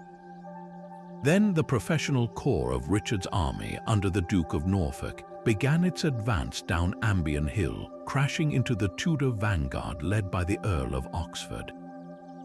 The fighting was fierce and brutal, a grinding, bloody struggle in the marshland at the base of the hill. Oxford, a brilliant tactician, kept his men in a tight, disciplined formation, a human fortress that absorbed the shock of the royalist charge and held its ground. As the battle lines locked in a deadly embrace, the critical moment of decision arrived for the other commanders. The Earl of Northumberland, on Richard's left flank, did nothing. His forces remained static, watching the battle unfold without moving to support Norfolk's attack. The reasons for his inaction are still debated. Perhaps he was ill-positioned, perhaps he bore a grudge against Richard, or perhaps he, like the Stanleys, was waiting to see who would gain the upper hand. His passivity effectively neutralized a huge portion of Richard's army. It was at this point, with the outcome hanging in the balance, that King Richard made his own fateful decision. From his vantage point on the hill, he could see Henry Tudor himself, isolated on the edge of the battlefield with only a small personal guard. This was the ultimate prize, the chance to decapitate the rebellion with a single, glorious charge. Abandoning his role as the overall commander, Richard gathered his household knights and launched a desperate, headlong cavalry charge directly at Henry Tudor. It was a move born of a warrior's instinct and a king's desperation. He crashed through the Tudor lines, his personal prowess in combat on full display. It is said he personally cut down Henry's standard-bearer and came within feet of Henry Tudor himself. This was the climax of the battle, and for a few breathless minutes, the fate of England rested on the edge of Richard's sword. It was also the moment Thomas Stanley had been waiting for. Seeing the king isolated, his household knights separated from the main body of his army in this reckless charge, Stanley gave the order. His forces, which had been passive observers until that second, now surged forward, but they did not ride to the king's rescue. Instead, Sir William Stanley's troops, several thousand strong, charged directly into the flank of Richard's attacking party. The betrayal was complete and devastating. The king's small, elite force was now surrounded, attacked from all sides by the very men he had counted as allies. The scene that followed is one of the most iconic in English history. Richard's horse was killed beneath him, and he was thrown to the ground, surrounded by a tightening circle of Stanley's men. The last Plantagenet king fought on foot with legendary ferocity. The chronicles, even those hostile to him, record that he fought like a man possessed, shouting, "Treason, treason," as he swung his battle axe, refusing to yield. But the numbers were overwhelming. He was beaten down and killed, his body stripped and mutilated in the immediate aftermath of the fight. The crown itself, which Richard had worn into battle on his helmet, was reportedly found in a hawthorn bush and placed upon Henry Tudor's head by Lord Thomas Stanley himself, a perfect symbol of how the prize had been won not just by force of arms, but by cunning and last-minute betrayal. The death of Richard III marked more than the end of a battle. It was the end of an era. The Plantagenet dynasty, which had ruled England for over 300 years, died with him on that field. The War of the Roses, that long, bloody, and complex struggle for the throne, reached its final, brutal conclusion not with a clear-cut victory of one great house over the other, but with the rise of a new dynasty, forged in the fires of betrayal and built upon the broken oaths of Bosworth Field. The crown plucked from a thorn bush and placed upon Henry Tudor's head was a powerful symbol, but symbols alone cannot rule a kingdom fractured by decades of civil war. The new King Henry VII now faced the monumental task of transforming his battlefield victory into a stable and lasting dynasty, a challenge that required not just the strength of an army, but the cunning of a master political strategist. His first and most crucial step was the fulfillment of the promise that had drawn so many Yorkist supporters to his cause, his marriage to Elizabeth of York, the eldest daughter of Edward IV. This union, solemnized in January 1486, was far more than a romantic match. It was the cornerstone of a new political reality, a calculated act of reconciliation designed to heal the dynastic wound at the heart of the Wars of the Roses. By marrying Elizabeth, Henry was deliberately merging the Red Rose of Lancaster, which he represented through his tenuous descent from John of Gaunt, with the White Rose of York, the symbol of the rival house. The new emblem he promoted, the Tudor Rose, beautifully encapsulated this fusion, a single flower with both red and white petals. This was brilliant propaganda, a simple, elegant image that told a powerful story of conflict resolved and unity restored. It allowed former Yorkists to transfer their loyalty to the new regime, not as defeated subjects, but as partners in a new, blended royal family. They could tell themselves they were not serving a Lancastrian usurper, but rather honoring the legacy of Edward IV through his daughter, the new queen. For the common people, weary of the endless baronial squabbles that had bled the country dry, the Tudor Rose represented a long-awaited promise of peace and an end to the fighting. Yet Henry VII understood that a symbolic marriage and a pretty emblem were not enough to deter ambitious rivals or silence legal challenges. He needed to anchor his kingship in something far more concrete and unassailable, the law itself. To achieve this, he and his advisors executed one of the most audacious pieces of political spin in English history. The first Parliament of his reign passed an act that officially recognized him as the rightful king, but it did not date his reign from the day of his coronation, which would have been the traditional practice. Instead, it was backdated to the 21st of August 1485, the day before the Battle of Bosworth was fought. This seemingly minor technicality had profound implications. By making his reign legally commence before the battle even occurred, Henry effectively transformed the entire event in the eyes of the law. King Richard III was no longer the anointed monarch who fell in combat. He was retroactively a traitor in arms against his rightful king from the moment the sun rose on the 22nd of August. The men who fought and died for Richard were not loyal subjects but rebels. This legal fiction allowed Henry to confiscate the lands and titles of all who had opposed him at Bosworth without any messy legal challenges, enriching his own coffers and punishing his enemies under the clear and brutal authority of a treason statute. It was a masterstroke that provided a veneer of legality to what was in reality a raw seizure of power, allowing Henry to declare that he had not conquered the crown, but merely reclaimed what was already rightfully his. Securing his position also meant addressing the persistent whispers and potential threats that lingered in the shadows of his new court.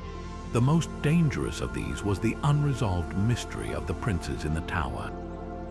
Henry's marriage to Elizabeth of York had been predicated on the claim that her brothers were dead, but their exact fate remained officially unacknowledged.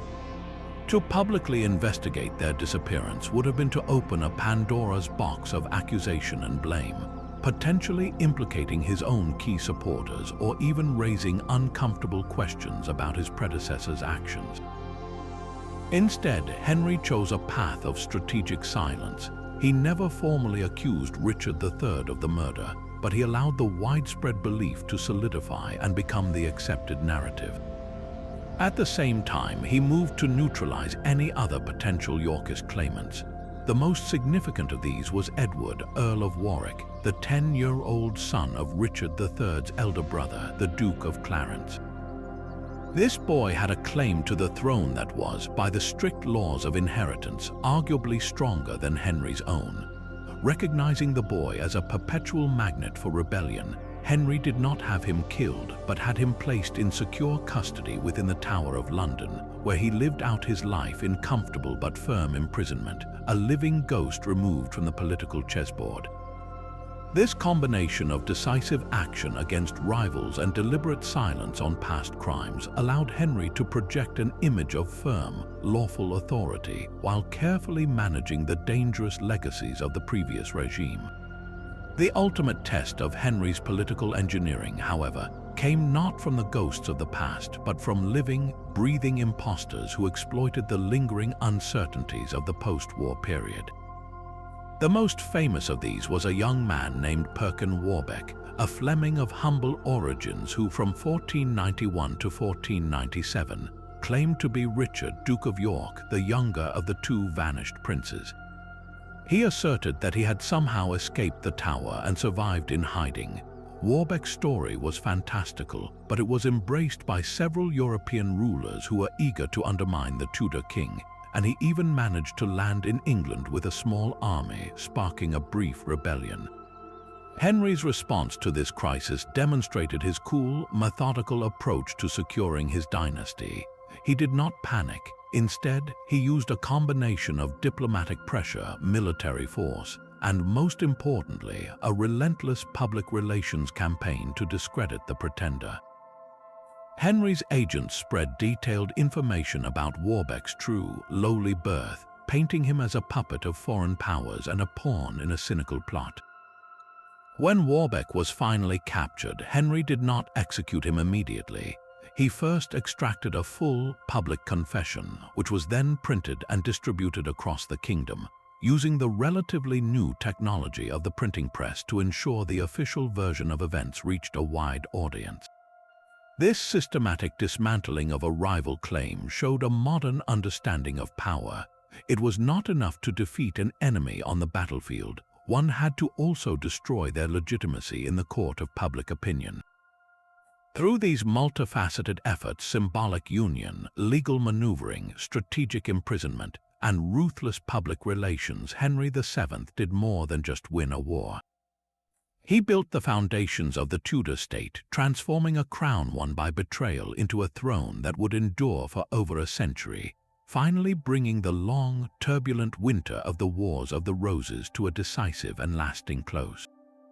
Even as Henry VII worked to build a stable new dynasty upon the ruins of the old, the unresolved fate of the princes in the Tower continued to haunt his reign, creating a political vulnerability that ambitious rivals were quick to exploit. The first major test of his security came in the form of a young boy named Lambert Simnel. In the spring of 1487, word began to spread that a 10-year-old lad of humble origins was being tutored in the courtly graces and prepared for a grand political role. Initially, the story went that he was the young Earl of Warwick, the real son of the Duke of Clarence, who was of course very much alive and securely held in the Tower of London. This was a clumsy and easily disproved fiction, so the conspirators behind the plot, led by a clever and disaffected Oxford priest named Richard Simmons, shrewdly changed their story. They now asserted that Lambert Simnel was, in fact, Edward, Earl of Warwick, the nephew of both Edward IV and Richard III. This was a brilliant, if cynical, pivot. By claiming Simnel was the imprisoned prince, the conspirators could argue that the boy in the Tower was an impostor, and that their candidate was the true Yorkist heir with the strongest blood claim to the throne. The rebellion gained serious traction when it was embraced by one of the most formidable figures left from the old regime, Margaret, the Dowager Duchess of Burgundy.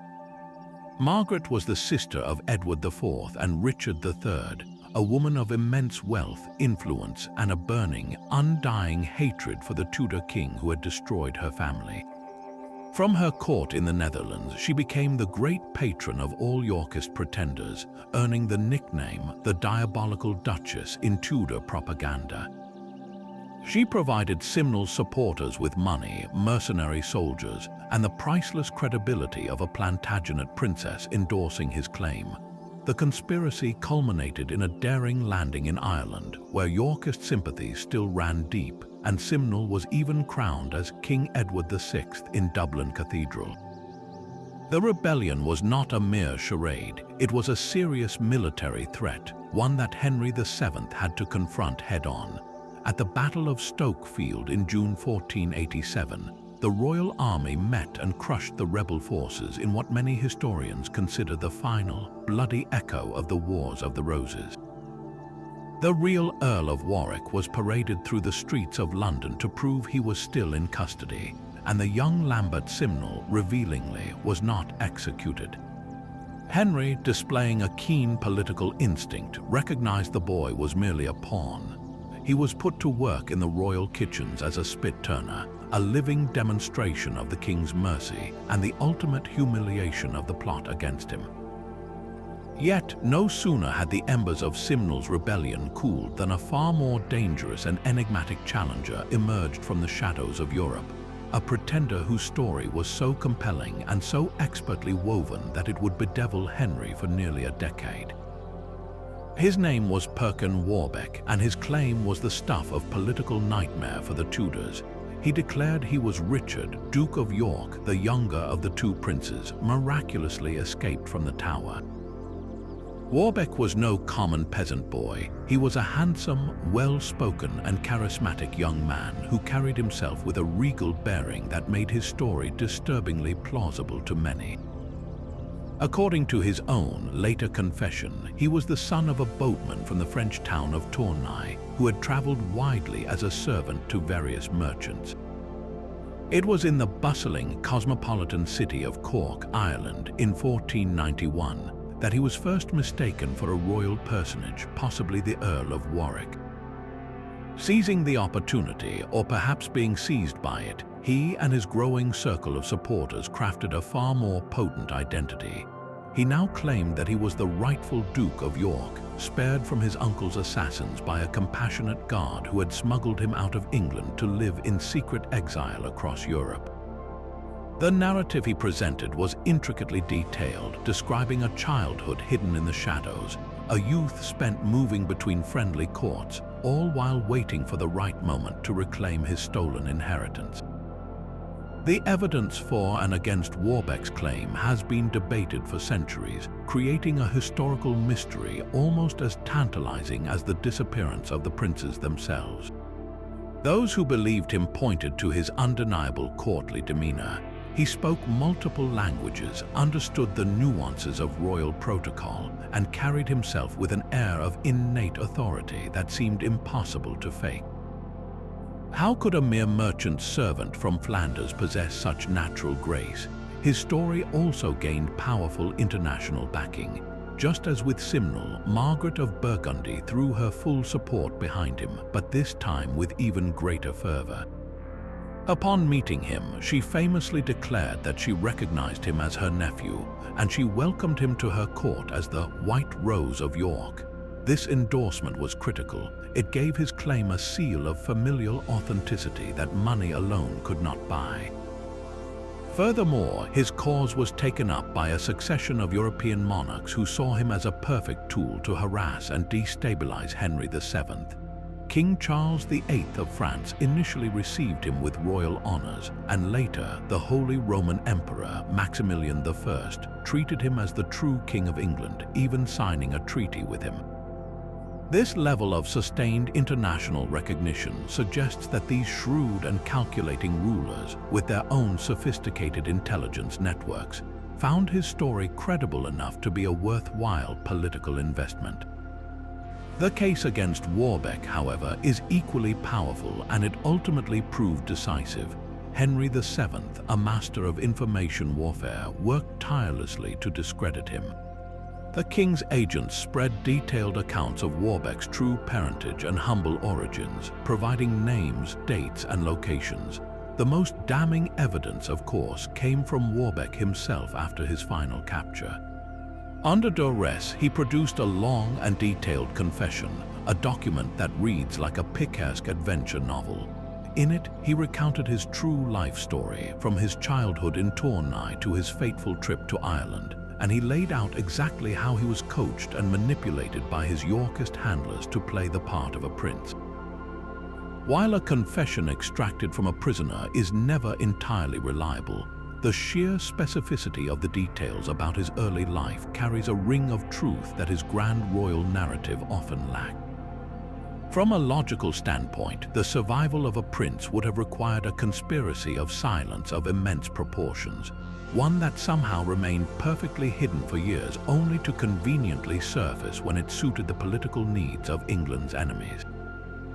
The sheer convenience of his appearance, just as Henry's grip on power was firming, smells more of clever political theatre than of a miraculous resurrection. The intrigue surrounding Perkin Warbeck was not confined to whispered claims and written confessions. It escalated into a series of direct military challenges that stretched Henry's resources and resolve to their limit.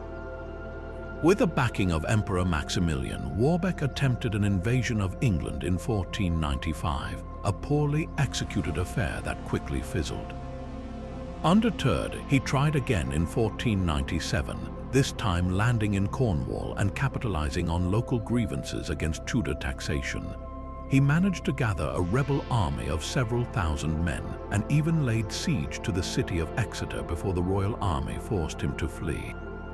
His final, desperate act was to seek sanctuary at Beaulieu Abbey, but he was soon persuaded to surrender. Henry, who had shown remarkable clemency to the Pawn Lambert Simnel, was in no mood to repeat the gesture with this far more dangerous and persistent threat. After initially sparing his life and keeping him under comfortable house arrest, Warbeck's fate was sealed when he attempted to escape. He was placed in the Tower of London, and in late 1499 he was tried and executed for treason. In a grimly symbolic twist, he was hanged at Tyburn alongside the real Earl of Warwick, the very claimant he had once been mistaken for, the last direct male line Plantagenet. The simultaneous elimination of both the most convincing pretender and the genuine article marked the final, brutal closing of the book on the Yorkist male line. The long and turbulent Wars of the Roses, which had begun with the ambition of a duke and the fury of a queen, now ended on a gallows, its last echoes silenced by the pragmatic and ruthless will of the Tudor state. And so we return to the central, haunting enigma that has lingered over our entire story, the ultimate cold case of English history, the fate of the two young princes in the Tower. With the battlefield clashes resolved and the crown settled on a new head, the political world moved on, but the silence from within those stone walls created a vacuum that has been filled with suspicion and debate for over 500 years. To understand this mystery, we must put on our detective hats and examine the evidence against the primary suspects, weighing the timeless trinity of motive, means, and opportunity against each one. The traditional villain of the piece, the figure cast as the monstrous uncle by Shakespeare and Tudor propaganda, is of course King Richard III. His motive seems, on the surface, overwhelmingly clear. By declaring his nephews illegitimate through the titulus regius, he had taken their throne, but they remained a living, breathing threat to his reign. As long as Edward V and his brother Richard drew breath, they were a potential rallying point for rebellion. Any disaffected noble could, at any moment, seek to free the boys and restore the rightful king, plunging the country back into civil war. Eliminating them removed that existential danger in the most permanent way possible. His opportunity was equally perfect. As Lord Protector and then King, he controlled access to the Tower. The boys were in his custody under the command of his own appointed constable, Sir Robert Brackenbury. If Richard gave an order, it would have been carried out without question. The case against him is largely circumstantial but powerful. The princes were last seen alive in the summer of 1483, during the period of Richard's protectorship and immediately preceding his coronation. After he took the throne, they vanished from public view and all contemporary record. The most damning testimony comes from the Italian diplomat Dominic Mancini, who reported that after the younger prince was taken to the Tower, the two boys were seen less and less until they stopped appearing altogether, and that they were believed to have been suffocated and buried at the foot of a staircase. For his proponents, the Ricardians, this entire narrative is a fabrication. They argue that Richard, who had been a loyal and effective brother to Edward IV for years, had no need to kill the boys. He had already secured the crown through a legal, if controversial, parliamentary act, murdering his own nephews, children who posed no immediate physical threat, would have been an act of senseless brutality that would only alienate the very subjects he needed to win over. They point out that there is no solid contemporary evidence directly linking him to the crime, and that the story of the wicked uncle was meticulously constructed and amplified by the Tudor historians who succeeded him, who had every reason to blacken his name to justify their own usurpation. This line of thinking brings us directly to the other prime suspect, the man who benefited most from the prince's permanent disappearance, King Henry VII. Henry's motive was, if anything, even more compelling than Richard's. His claim to the throne was exceptionally weak, relying on a distant Lancastrian lineage that had been officially barred from the succession. His entire legitimacy rested on his forthcoming marriage to Elizabeth of York, the prince's elder sister. But here was the catastrophic flaw in his plan. If the princes were still alive, then Elizabeth was not the heir to the House of York, her brothers were. If even one of the boys had survived, Henry's marriage would not unite the houses. It would simply make him the brother-in-law of the true king. For Henry's dynasty to have any pretense of legitimate right, the male line of Edward IV had to be extinguished. He had the opportunity as well. After his victory at Bosworth, he gained control of the tower and everything and everyone inside it. What did he find when he entered London? The traditional account says the boys were already gone, but Henry never produced any evidence to confirm this. He never mounted a public investigation or paraded the boys to prove they were dead, which would have definitively ended Yorkist hopes. Instead, he dealt with the problem in a different way. Shortly after his coronation, he had the Titulus Regius, the act that declared the princes illegitimate, repealed and ordered all copies of it destroyed, making it a crime to even possess one. Why would he do this if the boys were bastards, as Richard had claimed? Then his marriage to their sister Elizabeth was of little dynastic value. By repealing the act, he was restoring the prince's legitimacy. This seems like a strange move unless you consider a chilling possibility. If the princes were legally legitimate again, but also confirmed to be dead, then their sister Elizabeth automatically became the undisputed Yorkist heir, making Henry's marriage to her the ultimate prize. Some theories go even further, suggesting that Henry may have found one or both boys still alive in the tower and gave the order for their disposal himself, then spent the rest of his reign ruthlessly hunting down any pretender who claimed to be them. His treatment of the real Earl of Warwick, keeping him imprisoned for life, shows his zero-tolerance policy for any living Yorkist claimant. Beyond these two kings, other figures have been placed in the frame, and the most intriguing of these is the Duke of Buckingham. As we've seen, Buckingham was Richard's key ally in the summer of 1483, but then he rebelled and was executed. The Tudor chronicler Polydore Virgil later claimed that Buckingham, after his betrayal, confessed that he had arranged the murders on Richard's orders. But another theory suggests Buckingham may have acted on his own initiative. As a descendant of Edward III, he had his own distant claim to the throne. Perhaps he saw the chaos following Edward IV's death as his moment.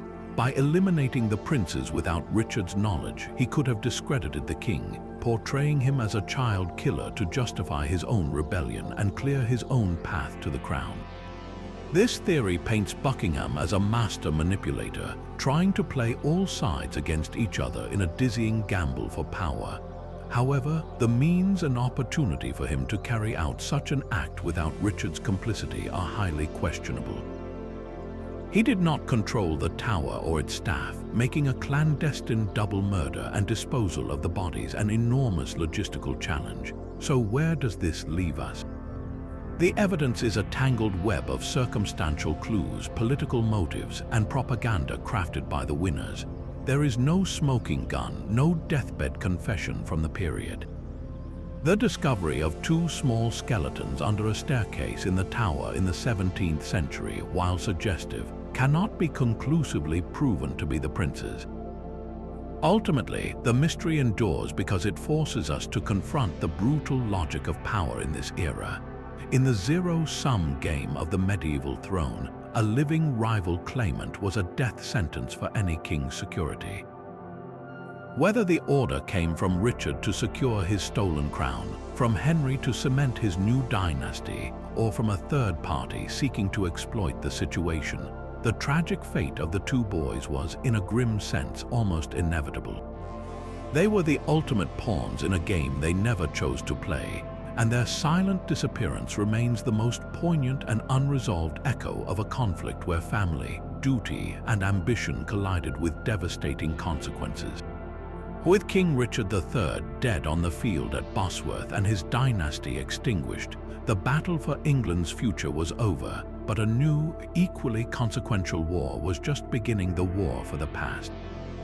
The victorious Henry VII and his Tudor successors understood that to secure their tenuous hold on the throne, they needed to do more than just defeat their enemies on the battlefield. They had to utterly annihilate their rivals' reputation in the hearts and minds of the people. The result was one of the most effective and enduring propaganda campaigns in history, a masterful re-scripting of recent events designed to transform a complex political reality into a simple, morally satisfying story of good triumphing over evil. At the center of this narrative stood the vanquished king, Richard III, who was systematically reinvented from a competent, if ruthless, medieval monarch into a physically deformed, psychologically twisted monster, a usurper who had murdered his own nephews to steal a crown that was never rightfully his. This character assassination was not a haphazard smear. It was a deliberate, multi-generational project, a collaborative effort between the Tudor state and some of the most influential writers of the age, all working to craft a foundational myth for the new dynasty. The sheer brilliance of this campaign lies in its completeness. They didn't just accuse Richard of political crimes, they crafted a villain whose very body reflected the corruption of his soul. The image of the hunchbacked king with one shoulder higher than the other, a withered arm, and a sinister limp was not a contemporary description from his lifetime. In fact, portraits painted during his reign were later altered to include these deformities. This physical caricature served a profound psychological purpose. In the medieval and Renaissance mind, a person's outward appearance was believed to be a direct reflection of their inner virtue or vice. A twisted body signified a twisted nature. By painting Richard as physically grotesque, Tudor propagandists were providing a visual, intuitive reason for the audience to distrust and revile him, making his alleged crimes seem not just possible but inevitable. He was not a man who made difficult choices in a brutal time. He was a predestined monster, and his defeat was therefore a cleansing of a moral plague from the kingdom. The intellectual architects of this new history were men of formidable reputation, whose scholarly authority lent a powerful veneer of truth to their accounts. The first and perhaps most influential was Polydore Virgil, an Italian humanist scholar hired by King Henry VII himself to write a comprehensive history of England. Virgil was no independent academic. He was a court historian, paid to produce a narrative that would justify and glorify the Tudor seizure of power. His Anglica Historia became the official version of events, and its portrait of Richard was devastating. Virgil methodically catalogued the king's alleged vices, his ambition, his duplicity, his cruelty. He presented the story of the prince's murder not as a rumor, but as a settled fact orchestrated by Richard. Virgil's work was crucial because it provided a seemingly objective, scholarly framework for the Tudor myth, one that was eagerly adopted and amplified by the next great propagandist, Sir Thomas More. More's The History of King Richard III, written during the reign of Henry VIII, is a literary masterpiece of character assassination. While it was unfinished and may have been intended as a philosophical meditation on tyranny rather than a straight factual history, its dramatic and vivid prose is what stuck in the public consciousness. More's Richard is a figure of Shakespearean villainy long before Shakespeare put pen to paper. He is born with teeth after a 2-year pregnancy and enters the world feet first, covered in hair, all omens of his unnatural evil. More elaborates on the physical deformities, describing a hunched back and a sinister, cold demeanor. His account of the murder of the princes is gripping and horrifying, filled with dark details of their innocent pleas and the reluctant conscience of their hired killer. More's genius was in his storytelling. He took Virgil's political framework and filled it with unforgettable human drama. His work became the primary source for every subsequent telling of the story, solidifying the monstrous image of Richard for centuries. It is vital to remember the context in which these men wrote. They were crafting their histories under the watchful eyes of the Tudor monarchy.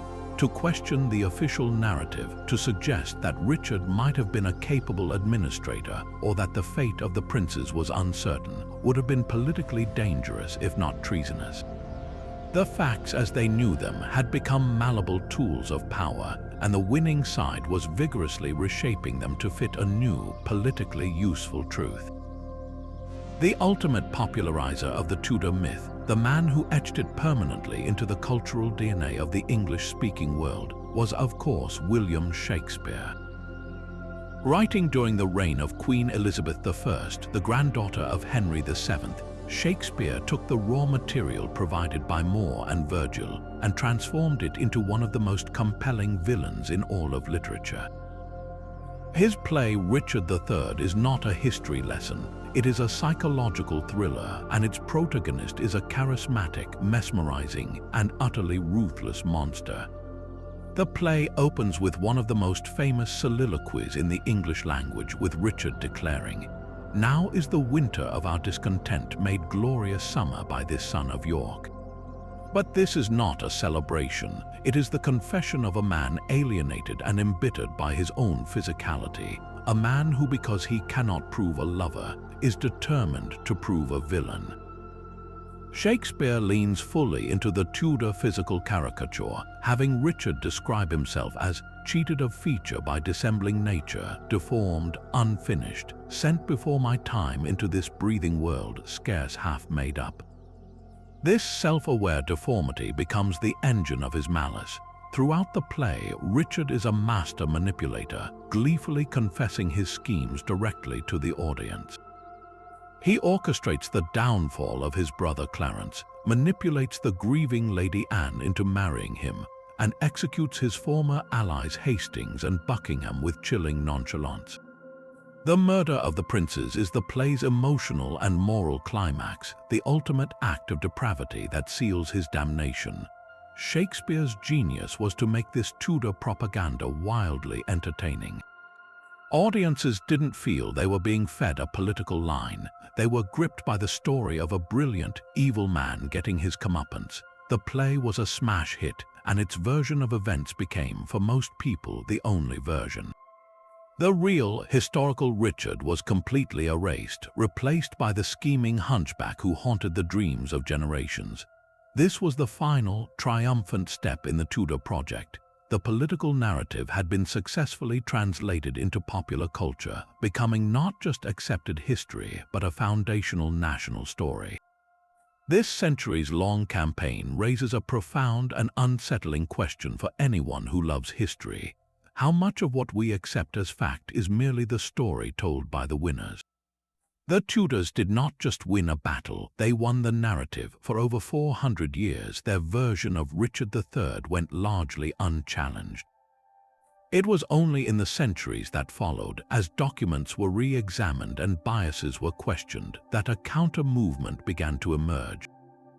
The Richard III Society, founded in the 20th century, is the most famous example of this revisionist effort, dedicated to re-evaluating the king's life and reign based on contemporary evidence from his own time, rather than the hostile accounts written under his successors. This long-lasting success of the Tudor narrative serves as a powerful reminder that history is rarely a simple record of what happened. It is often a carefully constructed artifact shaped by power, politics, and the need of new regimes to legitimize themselves by demonizing the old. The story of the Wars of the Roses, as it has come down to us, is a perfect case study in how facts can be curated, emphasized, or invented to serve a higher political purpose. The enduring mystery of the princes, the relentless blackening of Richard's name, the creation of an archetypal villain, all of it functioned to frame the Tudor ascent not as a mere change of government, but as a national salvation, a providential deliverance from a monstrous tyranny. In the end, the most brilliant political intrigue of the entire conflict may not have been a secret alliance or a battlefield ruse, but the simple, devastatingly effective act of controlling the story itself, proving that the pen in the hands of a determined dynasty can indeed be mightier than the sword. The crowning of her son was not the end of Margaret Beaufort's political journey. In many ways, it was the moment her influence was finally unleashed into the open, transforming from a shadowy conspirator into the most powerful and visible woman in the realm. While her son, Henry VII, sat on the throne, Margaret operated as a partner in governance, a figure whose authority was so formalized and respected that she was granted a status unique in English history. In the first Parliament of Henry's reign, she was given a legal identity that was practically royal. She was to be referred to in all official documents as the King's Mother, a title that carried immense weight and was deliberately set apart from that of a typical dowager queen. This was more than just an honorific, it was a constitutional innovation that acknowledged her as a cornerstone of the new Tudor state. She was granted the extraordinary legal right to manage her own vast estates and wealth independently of her husband, Lord Stanley, now the Earl of Derby. This meant she controlled her own finances, presided over her own courts of law, and commanded the loyalty of thousands of retainers, effectively ruling a mini-kingdom within the kingdom. Her personal wealth was staggering, making her one of the richest individuals in England, and she used this economic power not for personal luxury, but as a tool of statecraft, funding royal projects, lending the crown money, and rewarding those loyal to the Tudor cause. Her role extended far beyond that of a wealthy landowner. Margaret became one of the king's most trusted and constant political advisors. She had her own designated rooms within the royal palaces, often adjacent to the king's own, and Henry consulted her on matters ranging from foreign policy to domestic appointments. Her decades of experience in navigating the treacherous currents of the Wars of the Roses made her a uniquely shrewd judge of character and political danger. She understood the intricate web of noble alliances and lingering grudges better than almost anyone, and the king relied on her counsel to help stabilize his fledgling dynasty. Her influence was particularly evident in the careful orchestration of the royal court. She maintained her own extensive network of informants and supporters, and her recommendation could make or break a courtier's career. She worked in tandem and sometimes in tension with the king's ministers, a testament to her enduring involvement in the day-to-day machinery of government. This was not a retired mother enjoying a quiet dotage. This was a seasoned political operator working at the very heart of power, her mind as sharp and calculating as it had been during the years of exile and conspiracy. Margaret's public persona was as carefully crafted as her political maneuvers. She cultivated an image of profound piety and charitable dedication, but this was not merely a private devotion. It was a very public demonstration of the Tudor dynasty's virtue and legitimacy. She was a prolific patron of learning and the arts, understanding that cultural patronage was another form of soft power. Most significantly, she became the great patron of the English printing press, funding the publication of devotional texts, chivalric romances, and works of history that subtly promoted the Tudor narrative. By supporting writers like William Caxton and later Wynkyn de Worde, she helped shape the intellectual and cultural landscape of England, ensuring that the new printing technology, a powerful tool for mass communication, served the interests of the crown. Her most enduring legacy in this sphere was her devotion to education. Alongside her confessor, John Fisher, she was the driving force behind the refounding of God's House at Cambridge as Christ's College and the creation of St. John's College. These were not just acts of charity, they were long-term investments in creating a new class of educated administrators and churchmen who would be loyal to the Tudor state, ensuring the dynasty's intellectual and bureaucratic foundation for generations to come. The relationship between Margaret and her daughter-in-law, Elizabeth of York, is a fascinating study in power sharing within the royal family. As the Queen Consort, Elizabeth was the symbolic vessel of Yorkist legitimacy, the white rose whose marriage had ended the Civil War. Yet it was Margaret, the king's mother, who often held more tangible, day-to-day authority. Protocol was deliberately tweaked to elevate Margaret's status. She, for instance, took precedence over all other women at court, including the Queen herself. She signed her name Margaret R, with the R standing for Richmond, but it was a formulation that intriguingly echoed the R used by a reigning monarch, Rex or Regina. This careful balancing act could have led to friction, but by all accounts, the two women managed a remarkably harmonious relationship, united by their shared goal of securing the future of the Tudor line and the Prince Arthur and his siblings. Margaret's influence over the royal nursery was absolute. She oversaw the upbringing and education of her grandchildren with the same meticulous care she had once devoted to her son's survival. She was ensuring that the next generation would be molded in the Tudor image, literate, pious, and prepared for the burdens of kingship. Ultimately, Margaret Beaufort's life stands as a breathtaking example of female agency in a world designed to limit it. She could not lead an army onto the battlefield or sit in the House of Lords, but through a combination of sheer intellect, indomitable will, and political genius, she shaped the destiny of a nation.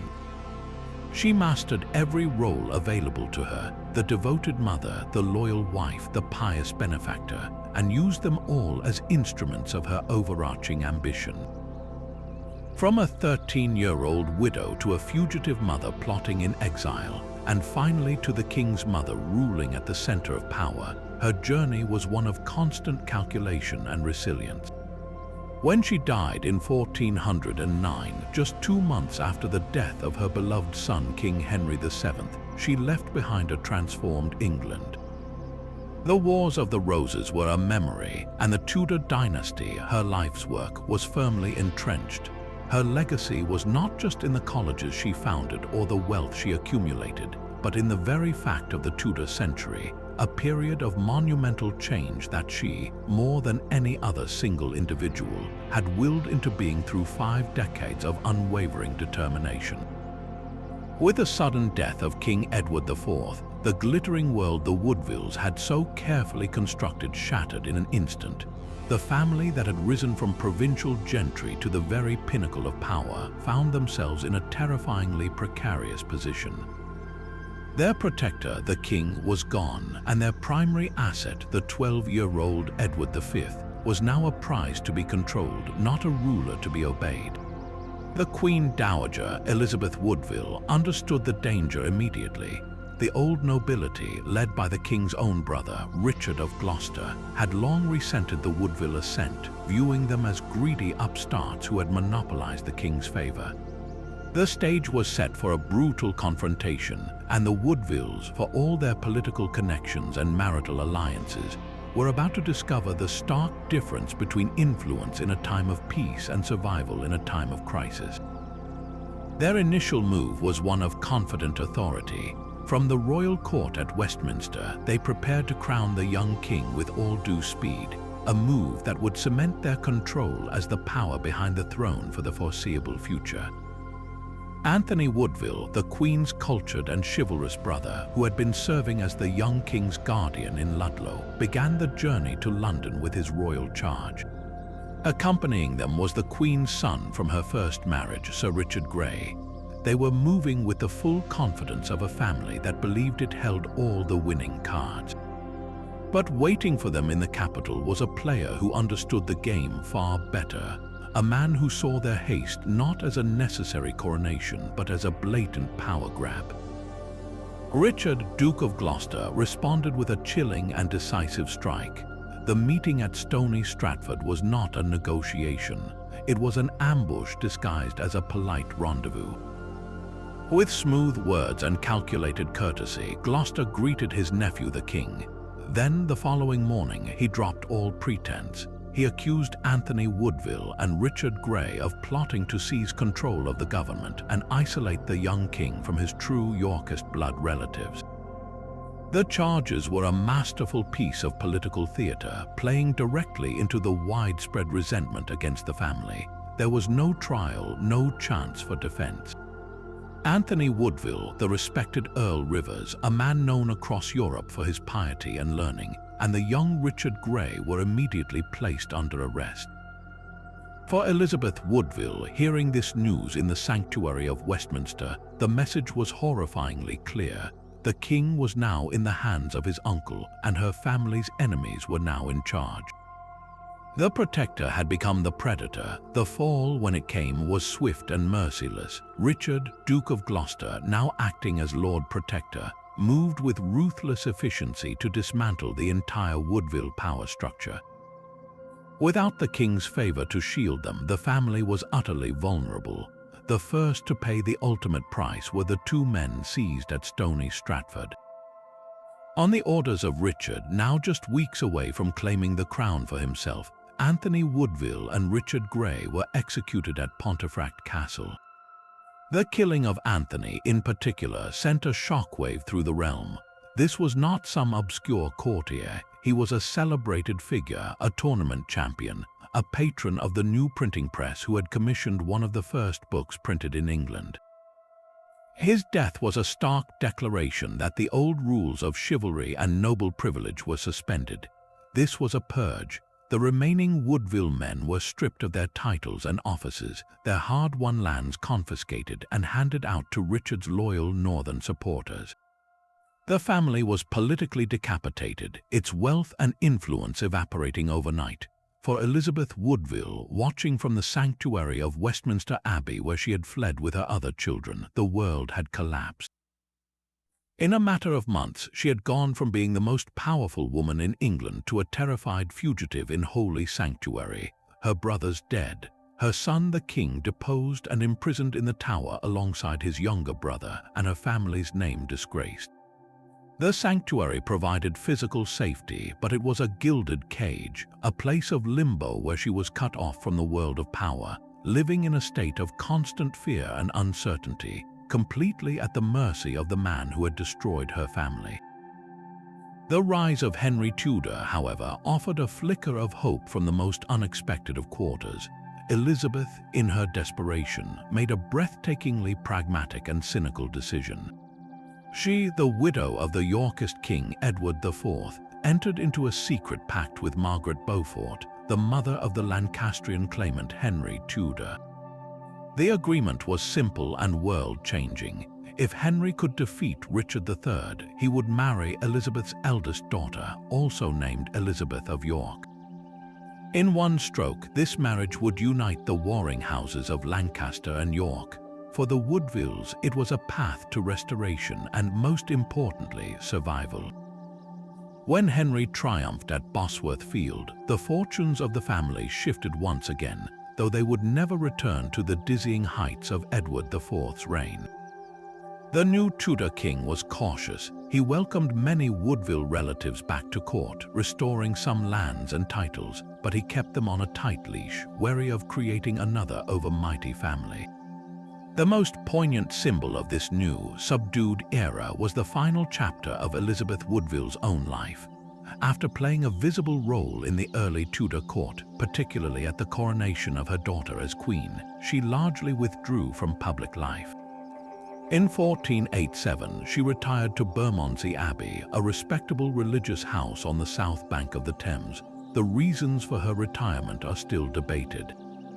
Some chroniclers suggest she fell out of favor with King Henry after the Lambert-Simnel rebellion, while others indicate it was a voluntary retreat, a choice for a quiet, contemplative life after decades of unimaginable political drama and personal tragedy.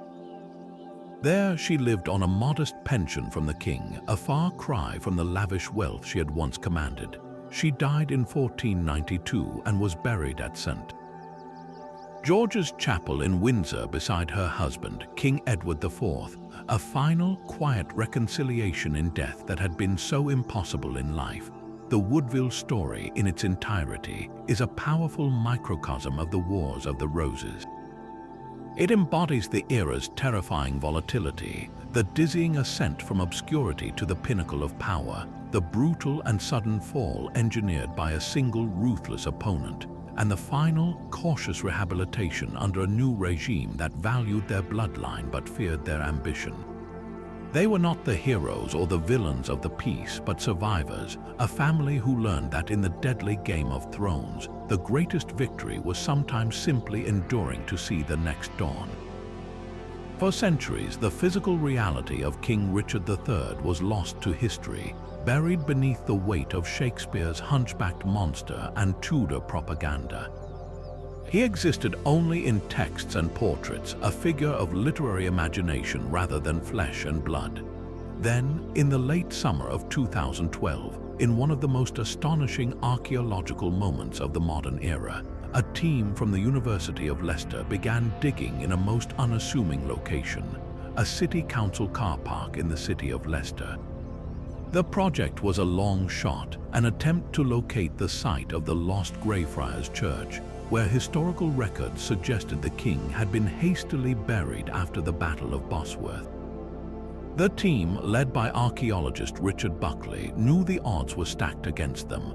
The city had been rebuilt and developed for over 500 years, and the exact location of the church was a mystery.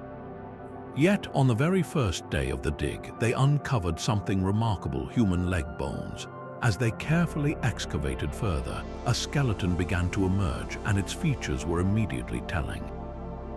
The spine was visibly curved by a severe spinal condition, and the skull was discovered resting awkwardly, as if without a proper pillow, suggesting a hurried and disrespectful burial. There were also clear signs of brutal peri-mortem injuries, wounds inflicted at or around the time of death. The team dared to hope they had found their king, but it was the meticulous scientific investigation that followed that would rewrite the history books and force a dramatic re-evaluation of the last Plantagenet monarch. The forensic analysis of the skeleton was a breathtaking journey into the past, a process that felt more like a modern crime scene investigation than a historical inquiry. To confirm the identity, the team turned to two key lines of evidence: radiocarbon dating and DNA. Radiocarbon dating placed the individual's death in the late 15th century, perfectly consistent with 1485. The real clincher, however, was the genetic evidence. Scientists were able to extract mitochondrial DNA from the skeletal remains, a type of DNA passed directly from mother to child. They then found two living, maternal line descendants of Richard's sister, Anne of York. The match was perfect. After over 500 years, the genetic code confirmed beyond any reasonable doubt that the man in the car park was indeed King Richard III. But the science did more than just confirm his identity. It painted a stunningly detailed portrait of the man himself, stripping away centuries of myth. The examination of his spine revealed that he suffered from idiopathic adolescent onset scoliosis, a condition that would have caused his spine to curve into a pronounced S shape. This was not the congenital hunchback of Shakespearean legend, but a condition that likely developed in his early teens. While it would have made his right shoulder appear higher than his left, it would not have prevented him from being an active and formidable warrior. The forensic team created a digital model showing that, with a specially crafted suit of armor, he could have fought effectively on horseback and on foot. This finding was revolutionary. It dismantled the central physical pillar of the Tudor caricature, the twisted body that was supposed to symbolize a twisted soul. The man they found was not a monster, but a human being who had lived with a significant physical challenge, a fact that made his military career and his decision to lead a desperate cavalry charge at Bosworth all the more remarkable. The bones also bore silent, gruesome witness to the ferocity of his final moments. The skeleton displayed 11 wounds, 9 to the skull and 2 to the post-cranial skeleton, all consistent with a sustained and vicious attack. These were not the clean, heroic wounds of cinematic battle. They were the marks of a brutal, close-quarters death. The most dramatic injuries were to his head, suggesting he had lost his helmet in the melee. There were several shallow slicing wounds, likely caused by daggers, as well as two massive injuries that would have been instantly fatal. One was a blow to the back of the head from a large, bladed weapon like a halberd, which sliced away a substantial piece of bone. The other was a wound to the base of the skull, likely from a sword or the spike on a halberd that penetrated several inches into his brain. These injuries tell a story of overwhelming force and a targeted assault on a defenseless head. There was also a wound to his right pelvis, which had been cut through, and forensic analysis suggests this was a humiliation injury, inflicted after his body armor had been removed, a final act of disrespect from his victors. The sheer number and nature of these wounds corroborate the historical accounts that his body was mistreated after death, a stark contrast to the dignified burial given to most anointed kings.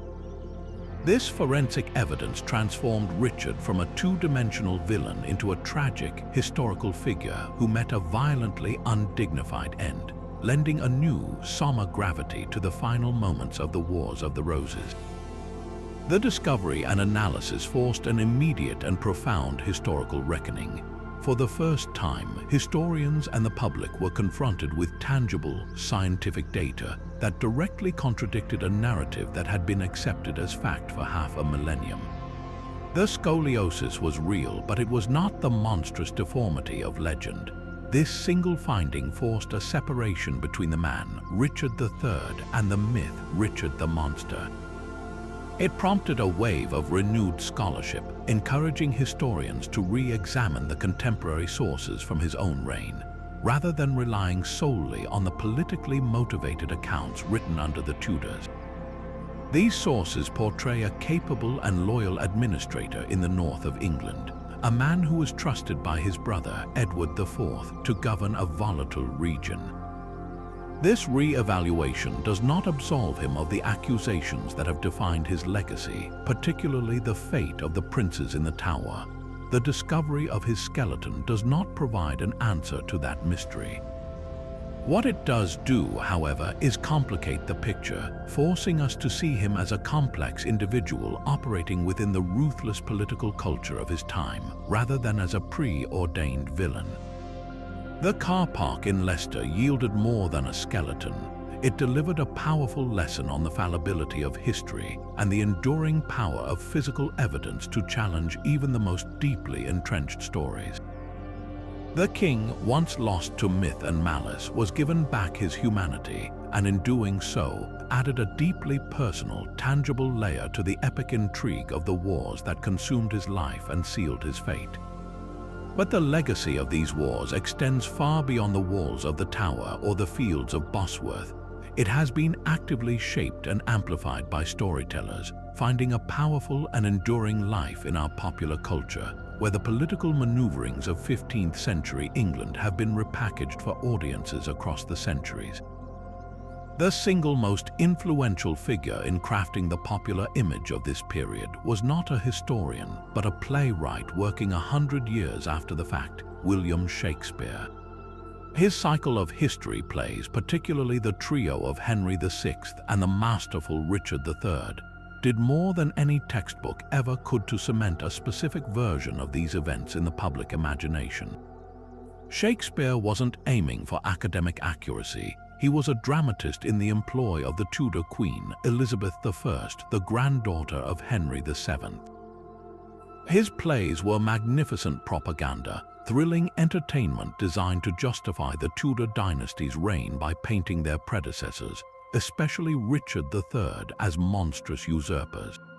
Shakespeare took the political caricature crafted by earlier chroniclers and breathed unforgettable life into it. His Richard is a charismatic, scheming, and physically deformed villain who revels in his own wickedness, delivering soliloquies directly to the audience as he plots his way to the throne. The complex political realities of baronial discontent and financial instability are simplified into a compelling, character-driven narrative of good versus evil, where the noble Tudors ultimately arrive to save the nation from a tyrant. For centuries, this was the Wars of the Roses for most people, a Shakespearean drama of grand speeches, theatrical battles, and a hunchbacked king who got what he deserved. This version became so culturally embedded that it effectively overwrote the historical record, proving that a well-told story can be far more potent and lasting than a dry list of facts. This tradition of repurposing the Wars of the Roses for contemporary audiences found a spectacular modern equivalent in the 21st century with the global phenomenon of Game of Thrones. Author George R.R. Martin has been explicit about his source material, stating that the core of his epic saga, A Song of Ice and Fire, is the Wars of the Roses with dragons. The parallels are not just superficial, they are woven into the very DNA of the story's conflict. The stalemate between the houses of Lancaster and York is mirrored directly in the war between the Lannisters, whose sigil is a golden lion on a crimson field, and the Starks, whose emblem is a grey direwolf on an icy white background, the red and white of the competing roses translated into new, but equally recognizable heraldry. The central premise is a perfect analogue. Just as the Wars of the Roses were ignited by a disputed succession following the weak and ineffectual King Henry VI, the war in Westeros erupts from the chaos following the death of the charismatic but flawed King Robert Baratheon. You can see the historical echoes in specific characters. The cunning and politically astute Margaret of Anjou, fighting ferociously for her son's birthright, finds a clear descendant in Cersei Lannister, a woman navigating a patriarchal world with ruthless intelligence and a fierce, if twisted, love for her children. The fates of the young princes in the Tower are chillingly reflected in the brutal murder of the boy King Joffrey Baratheon, and even more so in the heartbreaking story of the young Bran Stark being pushed from a tower window to silence his discovery of a dangerous secret.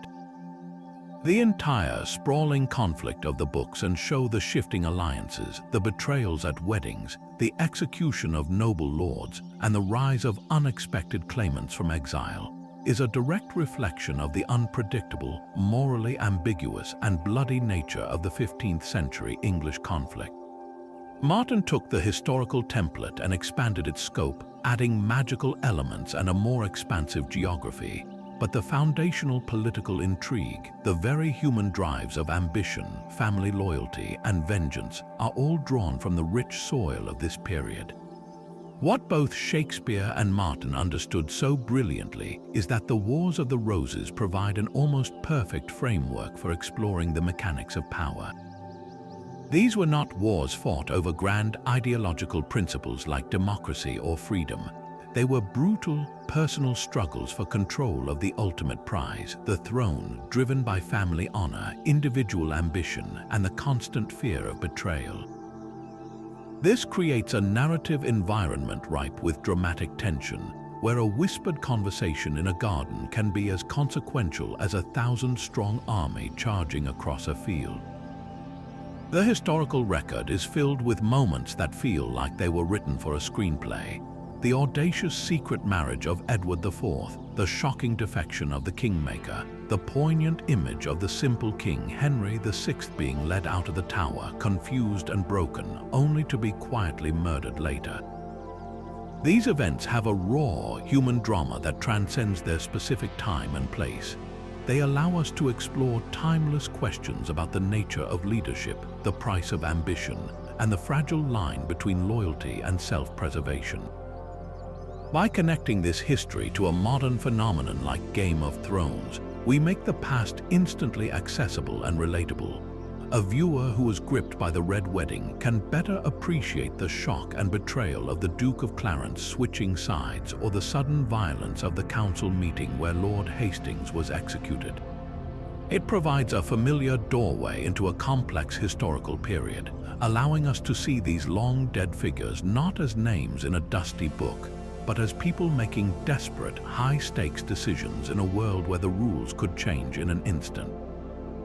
The enduring appeal of these stories, whether told on the Elizabethan stage or on streaming services today, proves that the political and personal intrigue of the Wars of the Roses continues to captivate us, reminding us that the most compelling dramas are often those ripped from the pages of history, where the stakes were not just ratings or box office, but the crowns on their heads, very lives in their hands. And so, the great dynastic storm of the Wars of the Roses finally subsided, leaving a transformed England in its wake.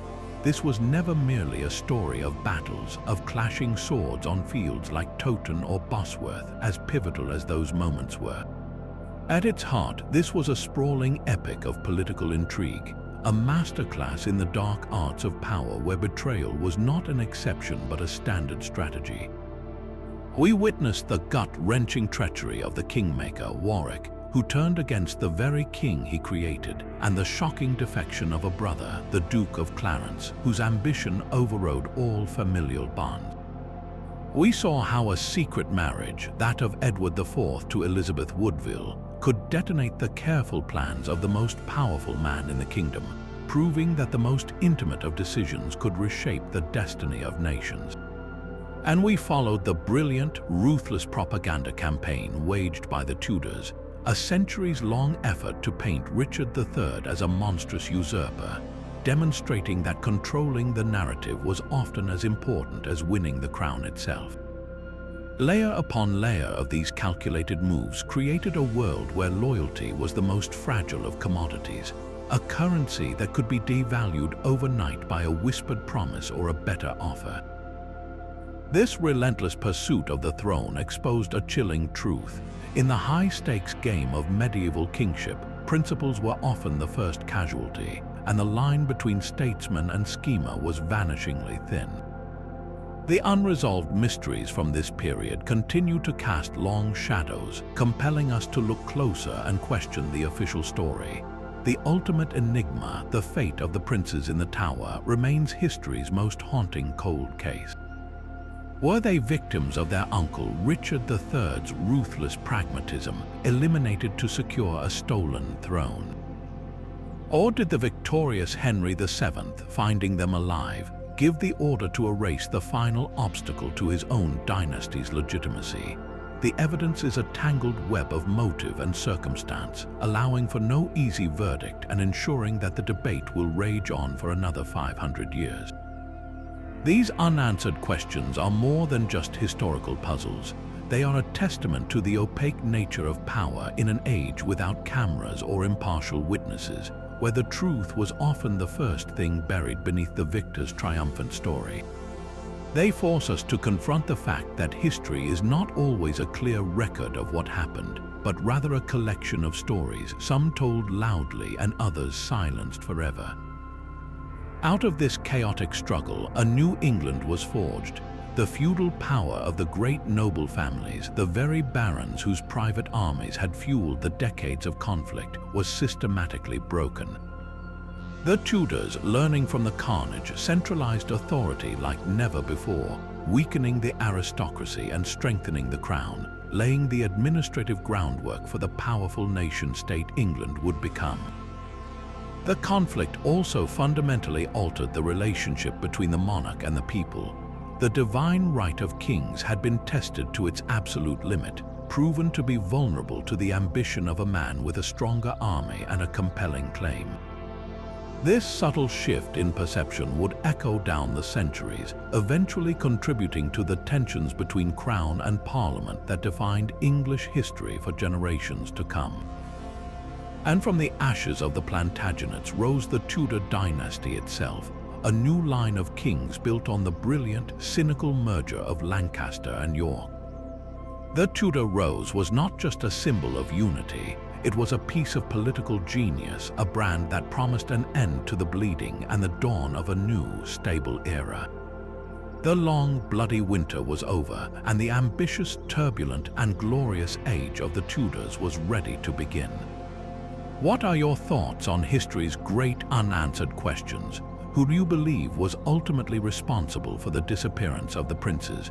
Was Richard III the villain of Shakespeare's play, or a capable king maligned by his successors? The conversation doesn't have to end here. Share your own theories and perspectives in the comments below. I love reading your insights. And if you enjoyed this deep dive into the shadows and intrigues of the past, be sure to subscribe to the channel for more explorations into the mysteries that have shaped our world. Until next time.